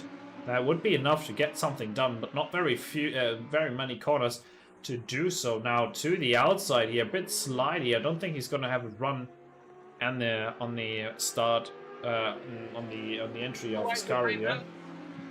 Go ahead. We have too wide behind them. There's a too wide action, I think, going on behind them. Oh, it's not too wide anymore. Yeah, that's actually P17, the fight there. I do have to switch back in just 1 second though, so we do not miss. Right on there, James Lacey is going to be finishing position number 1. Takes the checkered flag home. Beautiful drive by the Porsche Racing pilot there. Very, very well driven. RWB Godzilla will be happy to bring home a double stacked position number 2 here. Double points for him. Nate Newcomer coming across the line. Already took the checkered flag there. That's 3rd place. It's 1 and 3 for Porsche. Martin Schaefer will finish 4th. Now, 5th position going to Guillaume Mars, where Jeff has managed to salvage his 6th place in that somewhat of a recovery drive. Aaron Eriday and Crawford Brown will be P7 and P8, where Magnus Dahlgren comes across the line. Checkered flag for him as well in the 89. That's 9th position. And Alex Weech also, that's your top 10. So far, so beautiful. Now jumping back to the lead of GT4, about to cross the line, but Mattia takes it home. Double points. That's going to be as he actually got past Jacob Tarantino and finishing now ahead despite the valiant efforts of the number 22 center of picture. Finishing 2nd in the class. Now, right on there, that's actually a GT3, so Radek Schuller will be 3rd in class. Surprising to see that as a change. However, we have Craig Gibberwood now up in 4th position, coming across the line. Checkered flag for number 8 there as well, where Peter Varga only has a couple of turns left to clear. Number 12 is looking to finish 5th and bring home some strong points as a BMW substitute. They're doing great at carrying the team in that sense. The GT4 department certainly the strongest out there on the grid for them. Jack Mason brings home position number 6, where Daniel Barnett finishes 7th on the grid. Emmy Serbom coming across the line, the 123 here as well, where Matt Al is just finishing behind them, where Turankovitz, I think, is going to wrap up the top 10 if I'm not completely mistaken. So what a race this has been. I want to say that's one team is or one or this or the other team is dominant here, but you have such a colorful pattern of constructors in the standings that you have to say there was at least one or two cars in each constructor that did very well today. Exactly that. While I'm preparing a couple of things, you'll have to keep the lads entertained. Thank you so much for watching the round number 5 here of the Constructors Championship. Just getting everything ready for you so that the second race will be just as enjoyable. I'm putting up some highlights for you in just a second. Go ahead. Oh, that's nice. Okay. Well, I believe we had Porsche having in GT3s. We had Porsche having one first and third. That's gonna be definitely a lot of cookies from our team principal. We are all paid in cookies in this championship. I can't tell for other drivers. I can only speak for Porsche. We have not seen actually any cookies so far. So that's tragic. We are already forming a union against our manufacturer, and we hope there's gonna be lots of cookies flying around Europe, across the whole continent for us. That's the global cookie connection, you could say. Yes. Very nice. So in the background here, we had the race start. Very nice and clean. We had a very good run from Jeb. There we saw it. That was timing where he moved into second position. He was able to hold on to that for the majority of the race. But later he got caught in a bit of an incident with some of the GT4 drivers, or the traffic rather, where that basically ended up in him taking some damage, and later in a spin as well. Here we're seeing the number 97 very far up at the grid. It's going to be interesting to see what they can do on the second time around. Just very nice and clean. And I talked about this earlier. As a sort of pendulum effect, we had a nice and clean race start. Chances are race number 2 is going to be more of the opposite. Well, you know, this is the 5th round of a 6 rounds championship. Everyone is there's only two colliding mindsets. Gain as much occasions, use all the opportunities at the best the possible, and stay safe. It's opposite mindsets that have to be somehow combined into your attitude towards driving. We will see. It's about how we handle pressures. The second race is definitely going to bring some different changes. I'm certain the weather will be just about the same. I think the replay is having a bit of a hiccup there, thinking that Badowski and Crawford Brown would have been constantly overtaking each other. That absolutely wasn't the case. See if it's going to move on to something else. Otherwise, I'm just going to... It's the ACC reality. James Lacey here, apparently. Got past Jeff. I sincerely doubt that. Do sincerely doubt that. And yeah, with that, we're probably going to go and get out of here, get ourselves ready for the next one. So I'm a bit disappointed with that. So you can get from the highlights, apparently. You know, it's a learning curve for everyone. The game is still being developed. We're gonna send all the reports to Kunos. We love Kunos. We love what they do, but we always see ways for improvements, especially around the replays, around the backstage admin of this game. But look at these shots. Look at these shots. Very nice. We had our specialist come in for those tonight. Thank you very much, Damien Wilk, actually coming in and providing some of the footage you're seeing right on there in the rain with some very nice shots. I stitched together. I hope you like them. Actually, in my mind, I praised Kunos, the developer. Oh, you see, yeah, all right. It turned out very, very selfish that I'm praising myself. It was not my intention. So that was what you're getting behind. No, yeah, definitely. It's a beauty of a game, that's for sure. We got great physics as well, and we have had some super open talks regarding what they're working on. Currently, it's a bit more silent. See what they are going to do in the future. But I am excited for this. Have you heard the news that actually I think it was yesterday or today, the news hit that the Assetto Corsa Competizione 2 is coming in 2024. Interesting. Yeah, Oh, they mentioned that. Didn't hear about that at all. Where did you hear? Yeah. There's you know, I forgot the name, but there's a massive company that owns the company who let Kunos work on ACC. So there's like a chain of ownerships, and this company published a report in which there is a mention about ACC 2 coming in 2024. Interesting. So you got the leaks all in. I like that. Yeah. So we know it's in development, and basically we know that unless until 2024 or more, ACC is gonna be probably developed and made better and better and better, and more content to it. That's exactly what we're going to be hoping for. So it's once again have a quick note down the grid. If you missed it last time around, James Lacey, just a couple of minutes ago, was able to snatch the victory in the first race and is also in first position here in the qualifying, jumping right on over there. Let's have a look at this lineup down the grid. So once again, James Lacey up at the front with RWB Godzilla. That's the first row, and we had some nice fights. Not quite as much action between those two as I would have hoped for, because Jeff got a beautiful start there and was able to get a decent run for the majority of the race.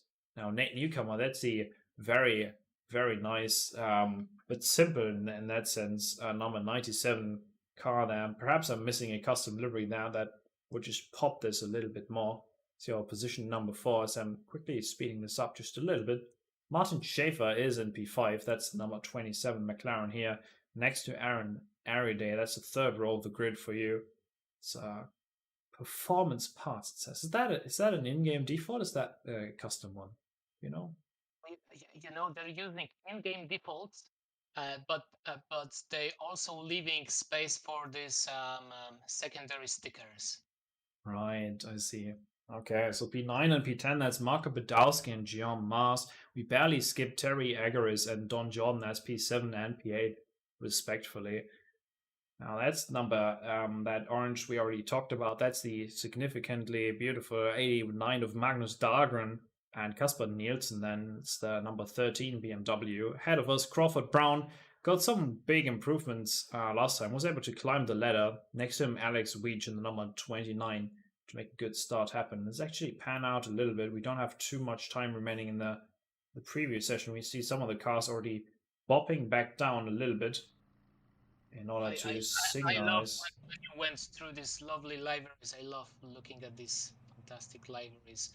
And it looks like some of the teams, they actually try to be consistent with the liveries. Some of the teams, like, you know what? Pick a livery you like, and that's your individuality, and that's it. So there's many different approaches here. They all try to coordinate a little bit inside the teams, but nothing is given to them from the top. And if we are starting now, the GT3s should be about to hit the green. Getting ready, and with a big gap here once again to the GT3s. I'm trying to get everything sorted for you, lads. That's not a picture you're supposed to see. That's for me. It's only for my eyes. Only the most professional broadcast. You know how it goes. So about to start the race here, and now we go green in just 1 second.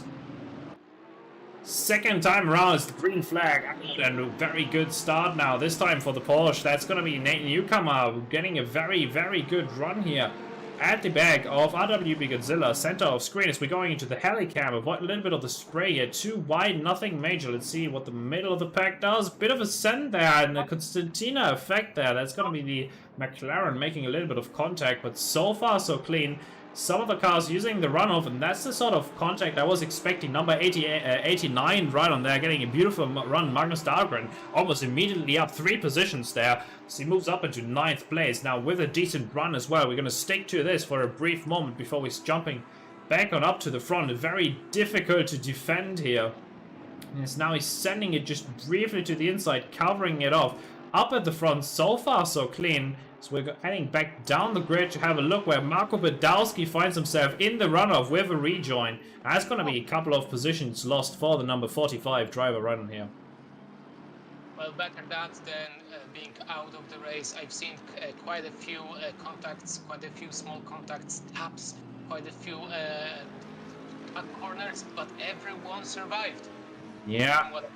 So that, of course, comes at the cost of some of the cars here. We have seen that RWB Godzilla is now leading the race ahead of James Lacey. He must have snagged that position 1 as we're seeing a very deep dive there. Nate Newcomer to the outside, completely missing the turn. That's the Ascari entry that he's struggling there with a little bit. Now Crawford Brown already up so many places early in the Audi here. Is going to send it around the outside here, looking to get a big run, and so he seems to do. Already well clear ahead. He can already close the door on him, and that's up into 5th position, where Nate Newcomer drops back a place, and Crawford Brown is taking 4th. Wow. Super early, super nice action here. Don Jordan as well. One of the closer. He lost it before the Ascari. He lost it being so close to the other car because of the splash, I believe. It's so hard to hit your apex, to hit your breaking point in this situation. Now Xavier Eugene had a bit of trouble dropping back some positions here and finds himself in the middle of the GT4 field. Accompanying him must be the 31 drivers. We're bringing up the broadcasting tab for you to see it. So that actually, there we go. Yeah, that's Eugenie. That's Wilson Grass. There was Wilson Grass from the white, or was that Ribbit? Yeah. How close this got. A bit of a love tap there. They left so much space there. There's no way they're staying out of trouble. Crawford Brown here moving up ahead of Newcomer and still managing to hold on to that 4th position for now. Very difficult for him to do so. Quick follow-up here with Jack Donaldson, who's being bit of a nuisance to the GT4s, as he has the qualification ban to his name at the KB&M Racing. So that's kind of the field that he'll have to snake his way through. Just quickly following up here with Eugenie and the Porsche here. Sounds a little bit like Peter and the Wolf, but it's actually Eugenie and the Porsche, as he's having that now to the inside, forced to concede to Tribic that position as he's moving right on past. That's very, very close moves, but somehow they keep it clean this time. Yeah, and you see the field again starting to spread out a little bit. We bring up the timings for you to see how close this is. Lacey chasing for sure. Fastest laps of the race are going to be coming just around the corner here as they're starting to cross the start-finish line here. Crawford Brown obviously with a straight line advantage compared to Newcomer in the back here. So first lap is the 58.1 fastest so far. No car can beat that outside of Nate Newcomer, who is currently quickest on the grid with a 58.0 in this heavy rain around Monza. Looks like he's trying to get that position back ASAP from the CBR number 39. I think it's going to be better. We've seen a newcomer in the first race sticking behind other GT3 for quite a long time. Just not going for the too risky moves, just waiting for the mistake.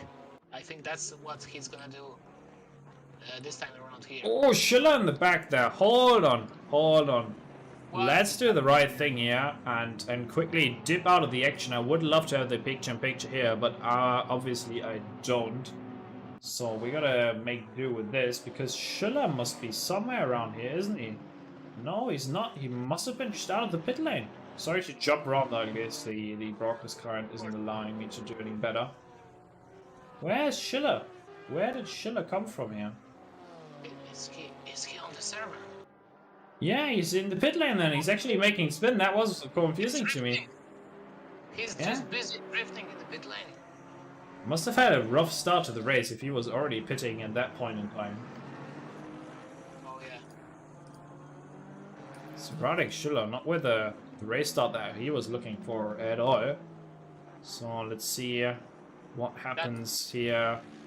Fight for position number 12, where Nate Newcomer and Robert de Vries are having added for a little bit. Let's jump on board with Porsche. Go blank out and dash cam. Look at this now to the outside. Actually, maybe I should go for a different cam since this doesn't really work all that well. We don't see the other guy. Yeah, that's why, exactly. Godzilla third fastest in the row. Wow, alright. 57.6. That's quite the statement there, as we have been seeing Nate Newcomer going around the outside and looking for a cutback here. He's going to have a very nice run on De Vries. Now to the outside, is he going to be holding it there? Room is being left, but barely any. To the grass. Oh, he's on the grass.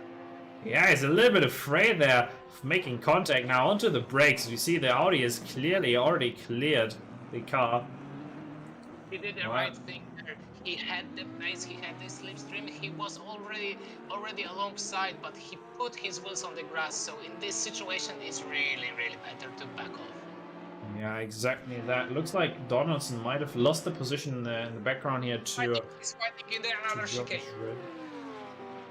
Let's not jump away from this better, since it's going to be center screen for you, whether or not Nate Newcomer makes the P11 happen for the Porsche lads. That's the number 97. That's the Porsche you're seeing right on there. So in terms of the position gains, obviously Newcomer has been dropping back a little bit from the qualification that he put out, but still it's quite close here. Yeah, it's only 35 minutes racing, but trust me, at the end of this 35 minutes, most people are where they're supposed to be in terms of pace. But there we go. Side to side, NASCAR. Nate Newcomer makes it happen there. He got the run out of the previous corner, set himself up nicely, and is now struggling for grip. See if there's a sort of cutback attempt. Not quite the run for the Audi, because he's waiting, and waiting beautifully so on the exit. Very good strategy to do that. He sent it to the inside, he had the line and was the car ahead, so he had the right to the line. But regardless of that, Robert De Vries played his cards exactly right and finds the opportunity to come right on back on the straight, leaving the Porsche and what usually would be ash and dust, but in this case it's just rain and even more rain, really. Right. In the meantime, Godzilla, or lap in their own, but looking great.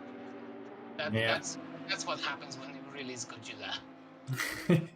Yeah, the Godzilla car, not quite the Nissan Nismo you would need for the official statement from me, getting that check mark here. However, as Magnus Dahlgren once again is creeping up on the back of Aaron Ariday here for the past couple of laps, keeping it very tight there, just as De Vries and Newcomer are in the fight for P11. This, however, the fight for P6 here up at the front, and it's looking like Magnus Dahlgren is really getting something done in terms of the braking zones.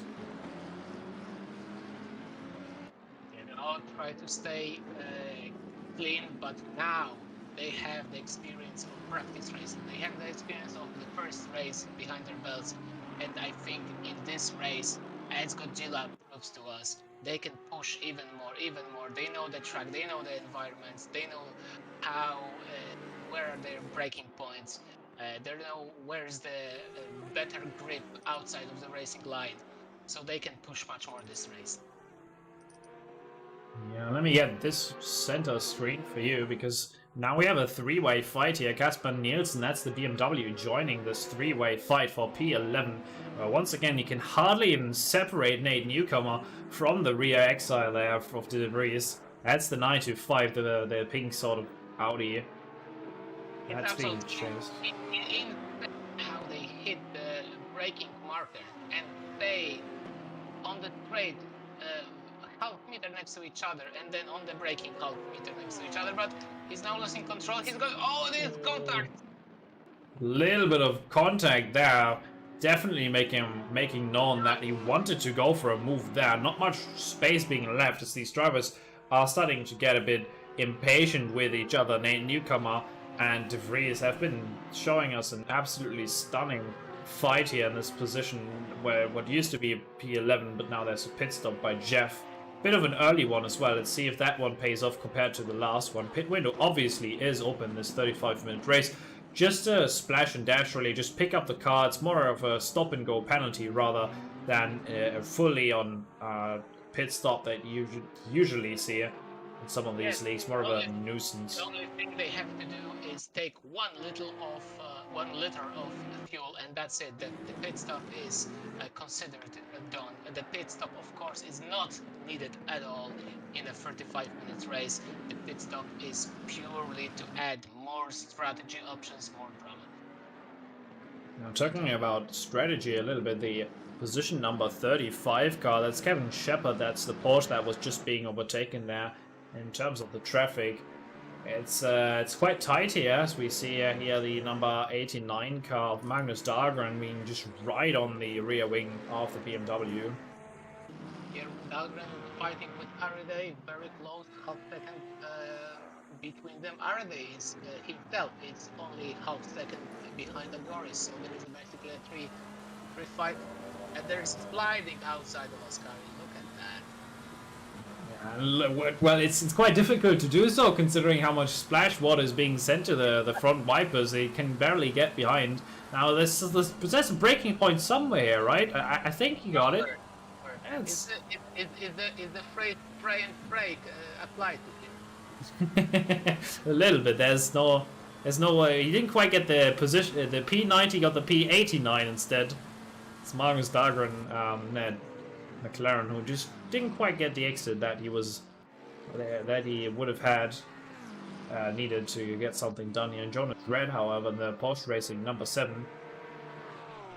Oh, I thought he was close to Eugenie, but he must have definitely lost some big time on the exit of Ascari. Let's actually go back 30 seconds and have a quick look. Do we do that, or do we check if Badowski can get past? I think we're staying right on with the action that's currently happening here.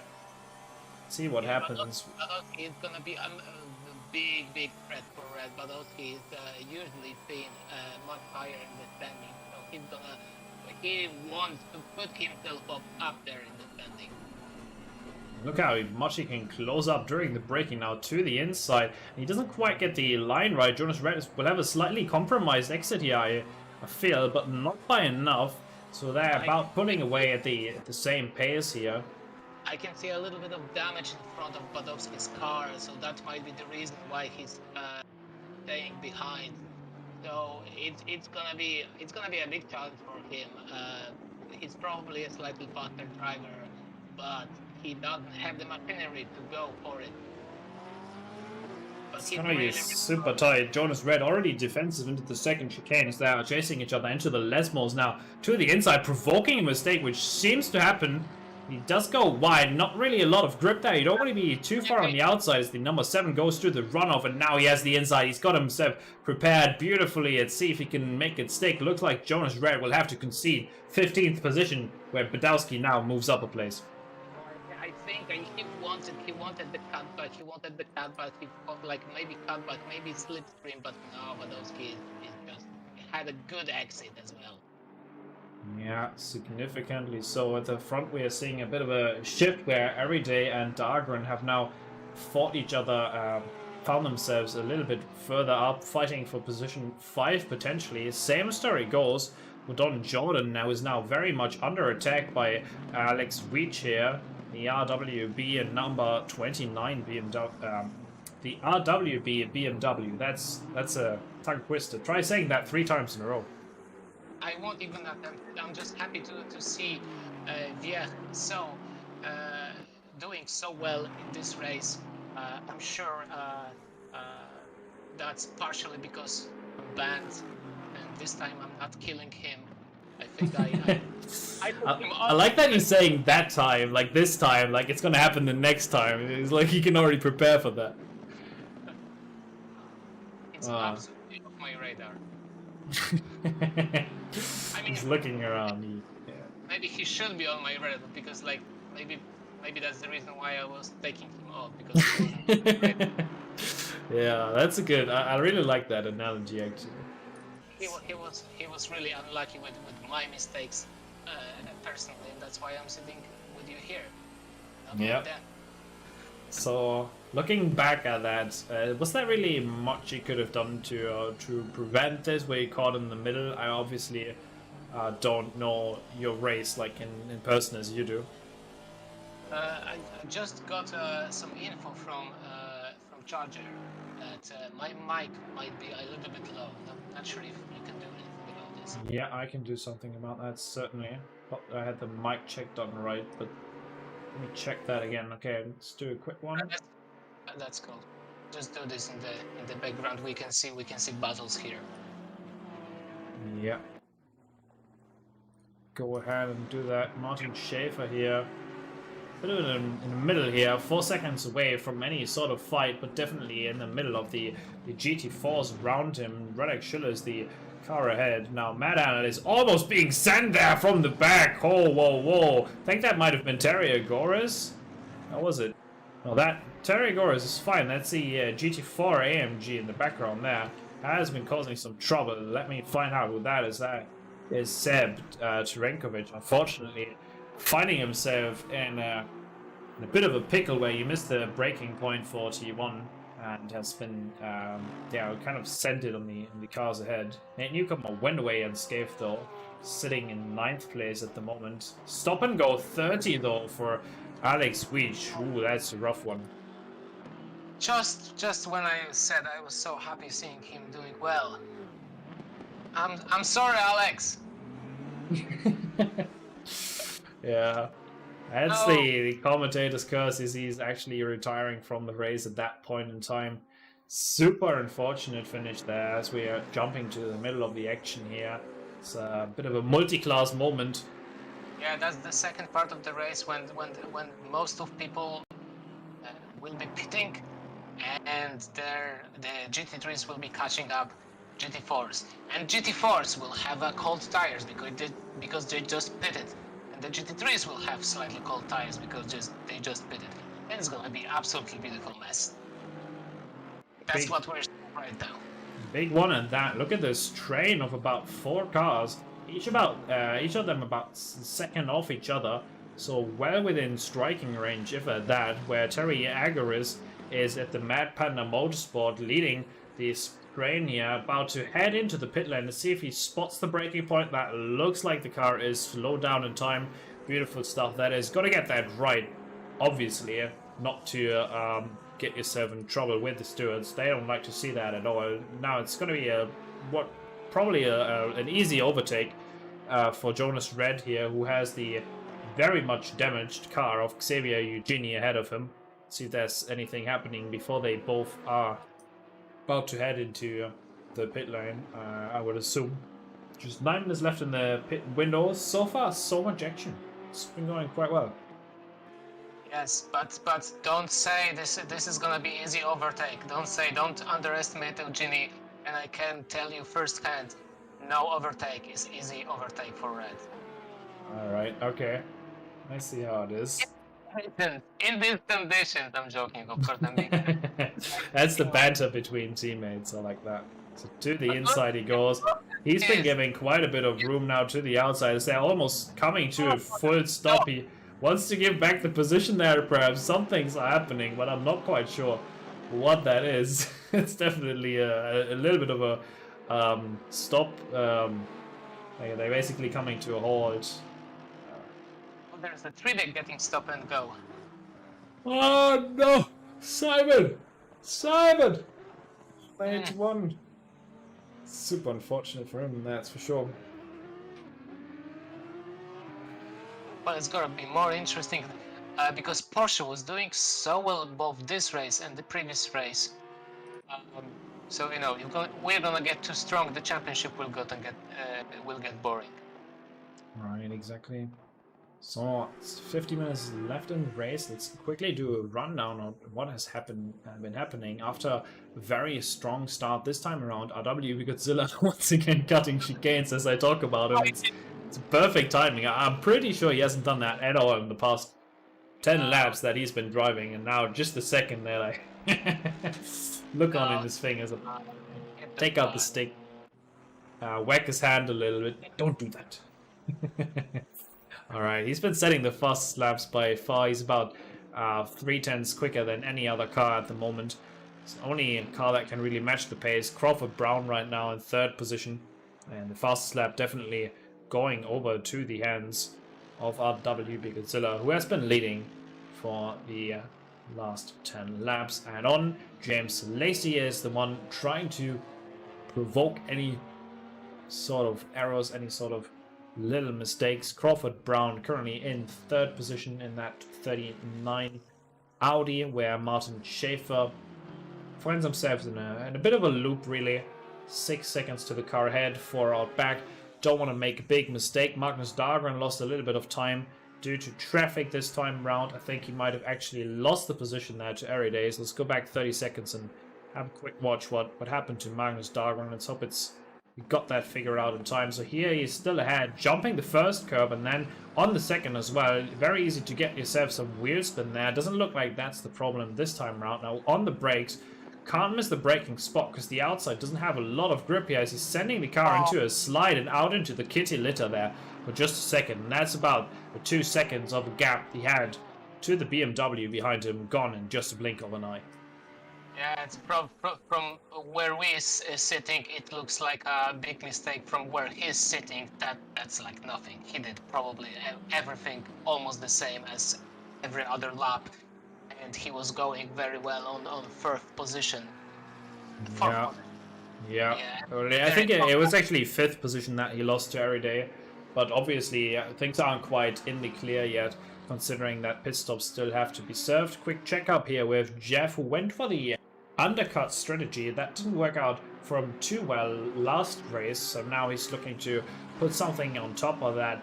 This time around, he's chasing right now for position 10. Marco Badowski is the McLaren ahead in the, well, somewhat similar livery in terms of the colors, one would say.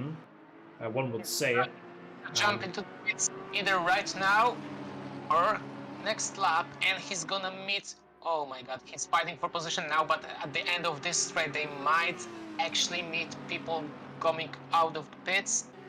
No. Out to the inside for a brief moment, looking for the breaking point where Jeff is holding on here, and with a jumpy car of Badowski, he's kind of chasing that. He gets a better exit by the looks of it. Let's see what Jeff can do with the sort of run that he's getting. Go ahead. Yeah, he got at least 2 tenths on Badowski, making small mistake in T1. And now he's really close, and he's gonna have opportunity for the second chicane. Possibly he's gonna show himself in the mirror. Yes. Not gonna go for it. Probably gonna have to pick behind Badowski through Ascaris, and maybe try again. Through Lesmos, and then try before Ascari. So we're gonna check on that in just a second. Would love to get a picture for you on the fight for what is essentially P19 here, one of the leading cars. I'm gonna just quickly have a look where Emil Sjöblom is right now just ahead of his sister car, which is piloted by Peter Varga here. That's position for what is essentially position 1-2 for those cars that already have completely served the pit stop button. Mattia right now in the pit lane and about to leave. It's going to be interesting to see where they'll end up on track, as those two fighting have been split by the Porsche of... Oh, let me just figure this out. It's the 123 and the number 92, I think? Where's Mattia now? Did he already leave the pit? But Mattia, yeah, we can follow that up. He's already well and into turn 1, so he's quite a bit ahead. Got it all done. So Tribeck here, that's the Porsche splitting, and between Emil Sjöblom as well as Varga chasing. So let's go right on back with Badowski. I think he's already just lost the position there. So Jeff just got past. We can go back 30 seconds and have another look, but I'm pretty sure it's just a default sort of overtake into the final corner, the Parabolica. We do want to check in here with Fight for P3 though, where Godzilla has already served the pit stop and was leading. Now might get in trouble where Robert De Vries still has 2 minutes or 1.5 laps, I guess, to serve the pit stop in the race here. Chances are that's going to be at the end of the lap here. The pit stop is around 30 seconds, and that's, I believe, the difference between Badowski and Jeff. Was it? Right. It blinked to me to 29 seconds, but never mind. I think this lap, at the end of this lap, we're gonna see, because the pit window is open only for less than 2 minutes, so they have to pit, especially the leaders in GT3s. The number one. Here we go. Lacey is already in the pits. Schaefer looks like he's about to follow him in there as well. Now the only car able to go out, and look at the difference. RWB Godzilla, just one corner to clear. He's going to be well ahead of everyone with the pit stops being cleared. Now quick check up here. Fight for position number 8, where Aaron Eriday and Magnus Dahlgren have had a little bit of a coming together, I think, where it's just about 7/10 separating the two. Should be one of the closest fights on the track right now.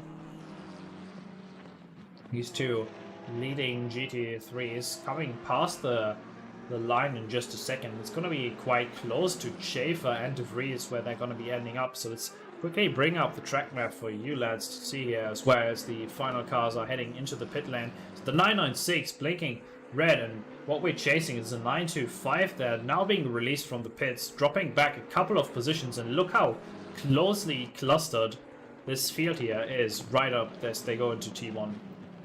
And he's gonna jump in between them. No, behind, just behind these two cars, and in front of I believe newcomer. Yeah. Yes. So all the pit stops done now. Look at this Godzilla. Yeah, quick updates. Sorry, I'm just trying to get everything in there in the picture here. Jakob Grass we haven't had much of in the picture here. Jack Mason, as they are fighting each other here for what is essentially, I think, position 10 or 11 in class. I gotta get that figured out. Yeah, 10 and 11. I got it spot on. How about that? That's gonna be super close fight through Parabolic and into T1. That must be. You already mentioned it last time around. Being in the GT4s, the tires do get very cold in the pit lane, and Jack Mason was serving the pit stop last time around. So chances are he's going to be suffering from those same issues where Jacob Grass is catching a little bit here. So ejected around the track. Too far this time to try anything into T1. He That's actually a tiny bit through Parabolica. It's very easy to go into understeer, and then you can't do anything to fix your mistake in Parabolica when you do a mistake at the entry. You just lose for the rest of the turn and for the long straight. So that's painful. Yeah, and we see it here in the sector times as well, where Jack Mason actually posts the fastest third sector of any GT4, so that was the reason why he was able to generate such a large gap at the end of the lap, basically nullifying any of the time gained by the Aston 696 chasing him. No, maybe that's what he needed. A little bit of pressure from Grudge. Yeah. And that's exactly what we've been seeing as they are now starting to warm up a little bit, checking in here with the fight. Oh, that's actually not the fight, that's actually just Tribbett getting past, sorry about that. I think Badowski is very close to Donaldson, 14th position. Yeah. Couple positions up. Fairly close, yeah, certainly. Badowski, yeah, right on 7/10 separating the two. And I think that's a big pace difference here as well. I'm going to quickly check just on my end. I don't see that. And if the data is good, no, the data is actually not good, because one of the two was just in the pit lane quite recently. Don't you remember? We've seen Badowski behind Evgeny, so he got him, and now he's chasing Donaldson. Yeah, exactly. With the pit strategies coming into play there a little bit as well, I feel. Now the traffic is clearing up at the front, where I see on my right hand side the timetables showing that there's lots of close fighting. For example, here Martin Schaefer as well as Jeff right on behind. It's quite close here, 3/10 separating the two cars as they're forced to navigate past the leader of the GT4s, that's Barton Matja. Right on there. There's contact, big contact, actually sends him into the wing, and he's not going to be happy with that. 5 minutes still left in the race, and he'll have to keep that car limping. He's got 11 seconds now. This is a whole new scenario, and Audi isn't going to be happy with the contact made there. He's lucky. Both of them are lucky to continue, but I'm sure with Matja, it's gonna be much worse, because that's a hit from the car and that's a hit from the barriers. That might be a decent 10-15 seconds damage. Yeah, now he does have the opportunity of being so far ahead. He's currently first in class, leading the GT4s here, and that number 55. He's got about 8 seconds of a gap now, which he'll have to baby home to be able to finish in the position that he's currently in. Hopefully no spins. Hopefully he can adjust to the way that the car now feels, and as little time as possible. Just jumping back here up at the front where Jeff has lost 2 positions. Let's go back 30 seconds and have another look what happened.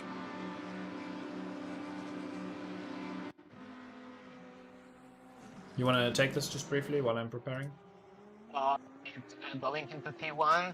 Not sure if they pitted. Oh, that's a wheels on grass for Jeff, and there's not that much you can do. And then he spins. He's very, very skillful actually, that he took himself off the track. He didn't hit anyone after losing control briefly. And then he had enough control to not only not make a crash, but also bring the car out, yeah, in a decent position too. Damage. So actually, that's a really bad for his position on track, but really good respect and a little bit of luck for not completely ruining your race, because he can carry on and fight. Yeah, so that's sort of what's been holding him back. Obviously, we do have to agree that was a very nice save from him. A very skillful display to actually make that happen. Regardless, we have seen 2 races where we were starting in 3rd, obviously after the qualification, or I think it was 3rd. And eventually, through some sort of contact that happened during both of the races, he's lost a bunch of positions. So that's probably exactly what they will be talking about in the stables over at Audi.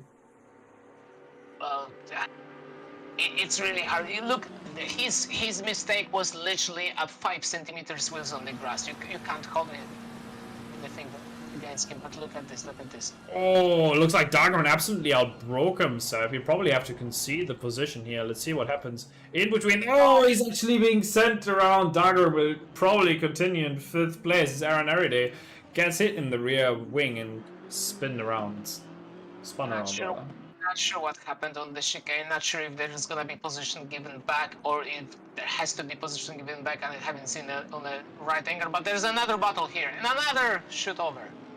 Yeah, Kasper Nielsen in that case fighting with Don John and getting that sort of pressure that Don John was looking for. That's the position gain, not really through the fight, but just through sheer pressure that he was able to put on the driver ahead. So Kasper Nielsen cracking a little bit. And that BMW TCC number 13.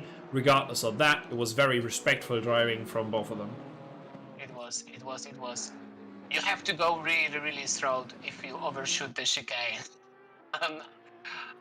Unless... So hold on, I think Dahlgren wants to wait because of Ariday. Now, Jeff, for some reason, benefited from that and has gone past.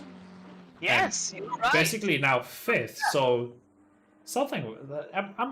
I'll just leave it at the fact that I'm confused. I think that's a good consolidation to this. So now coming across the line for the final time, 34 already crossed the line. So yeah, it'll just be one more lap for everything to settle down in the end. Just quickly checking in with all the drivers, see what sort of battles are happening. I think we got Jonas Red past Eugenie at this point in time, so 15th place for him at the moment. There might have been a fight, but if there were, Eugenie is definitely struggling with this massive BMW in the rain. Yeah, especially considering how popped the front hood is. It's a miracle that he's still keeping it on the track. So. Oh yeah, he's driving with damage, so props for him. Yeah, looks like a bit of a battle then. Backgrounds. Go back, Justin Burley, Thomas Bouvier, that's 2 GT4s, not on the same lap though. However, in the background, that's Jacob Tarantino, who has fallen back a couple of places after such a great qualifying where he started 1st in class, dropping back some positions, currently at about 8th, I think. Oh, there must something definitely happen for him as well, because I definitely seen him on the 2nd place still after about 10 minutes of the race. Yeah, quite difficult since the timing table isn't quite long enough. I try to keep that up in the right-hand side. It's just lots of things happening, lots of action as well that we're trying to bring to you.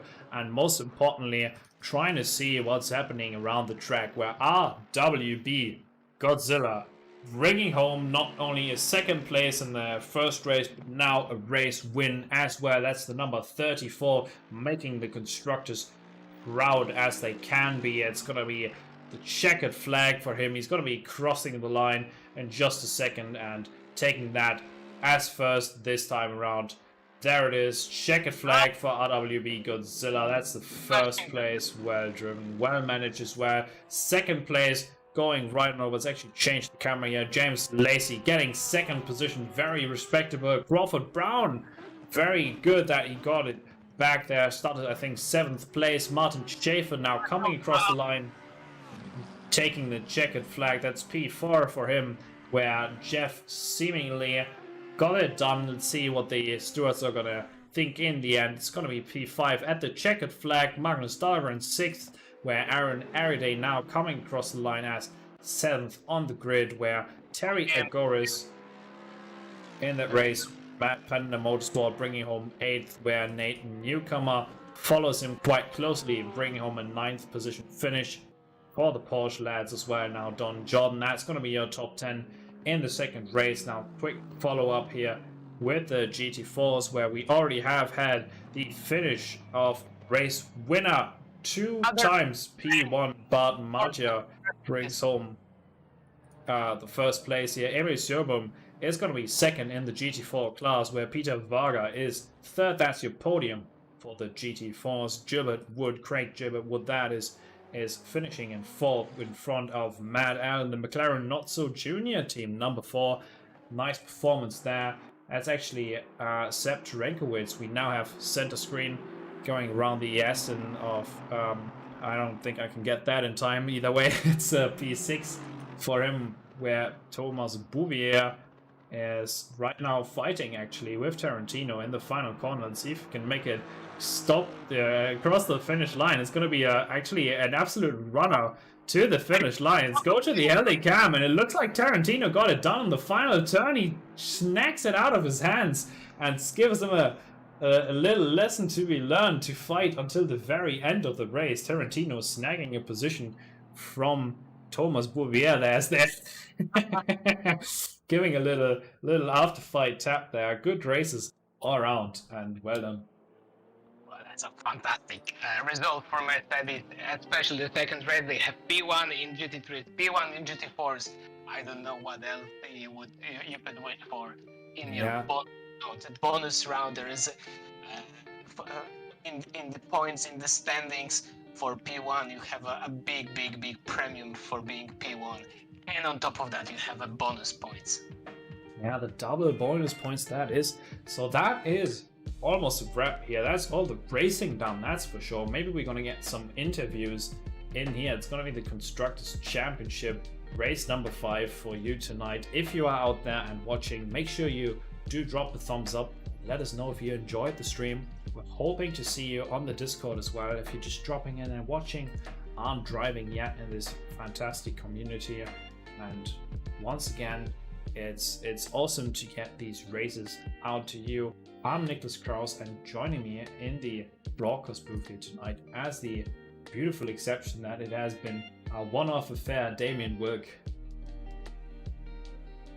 Luckily, by sitting here with you in the commentators booth, I did not pick up any penalty points, so I'm pretty sure I'm gonna be racing next round. That's a big plus, yeah.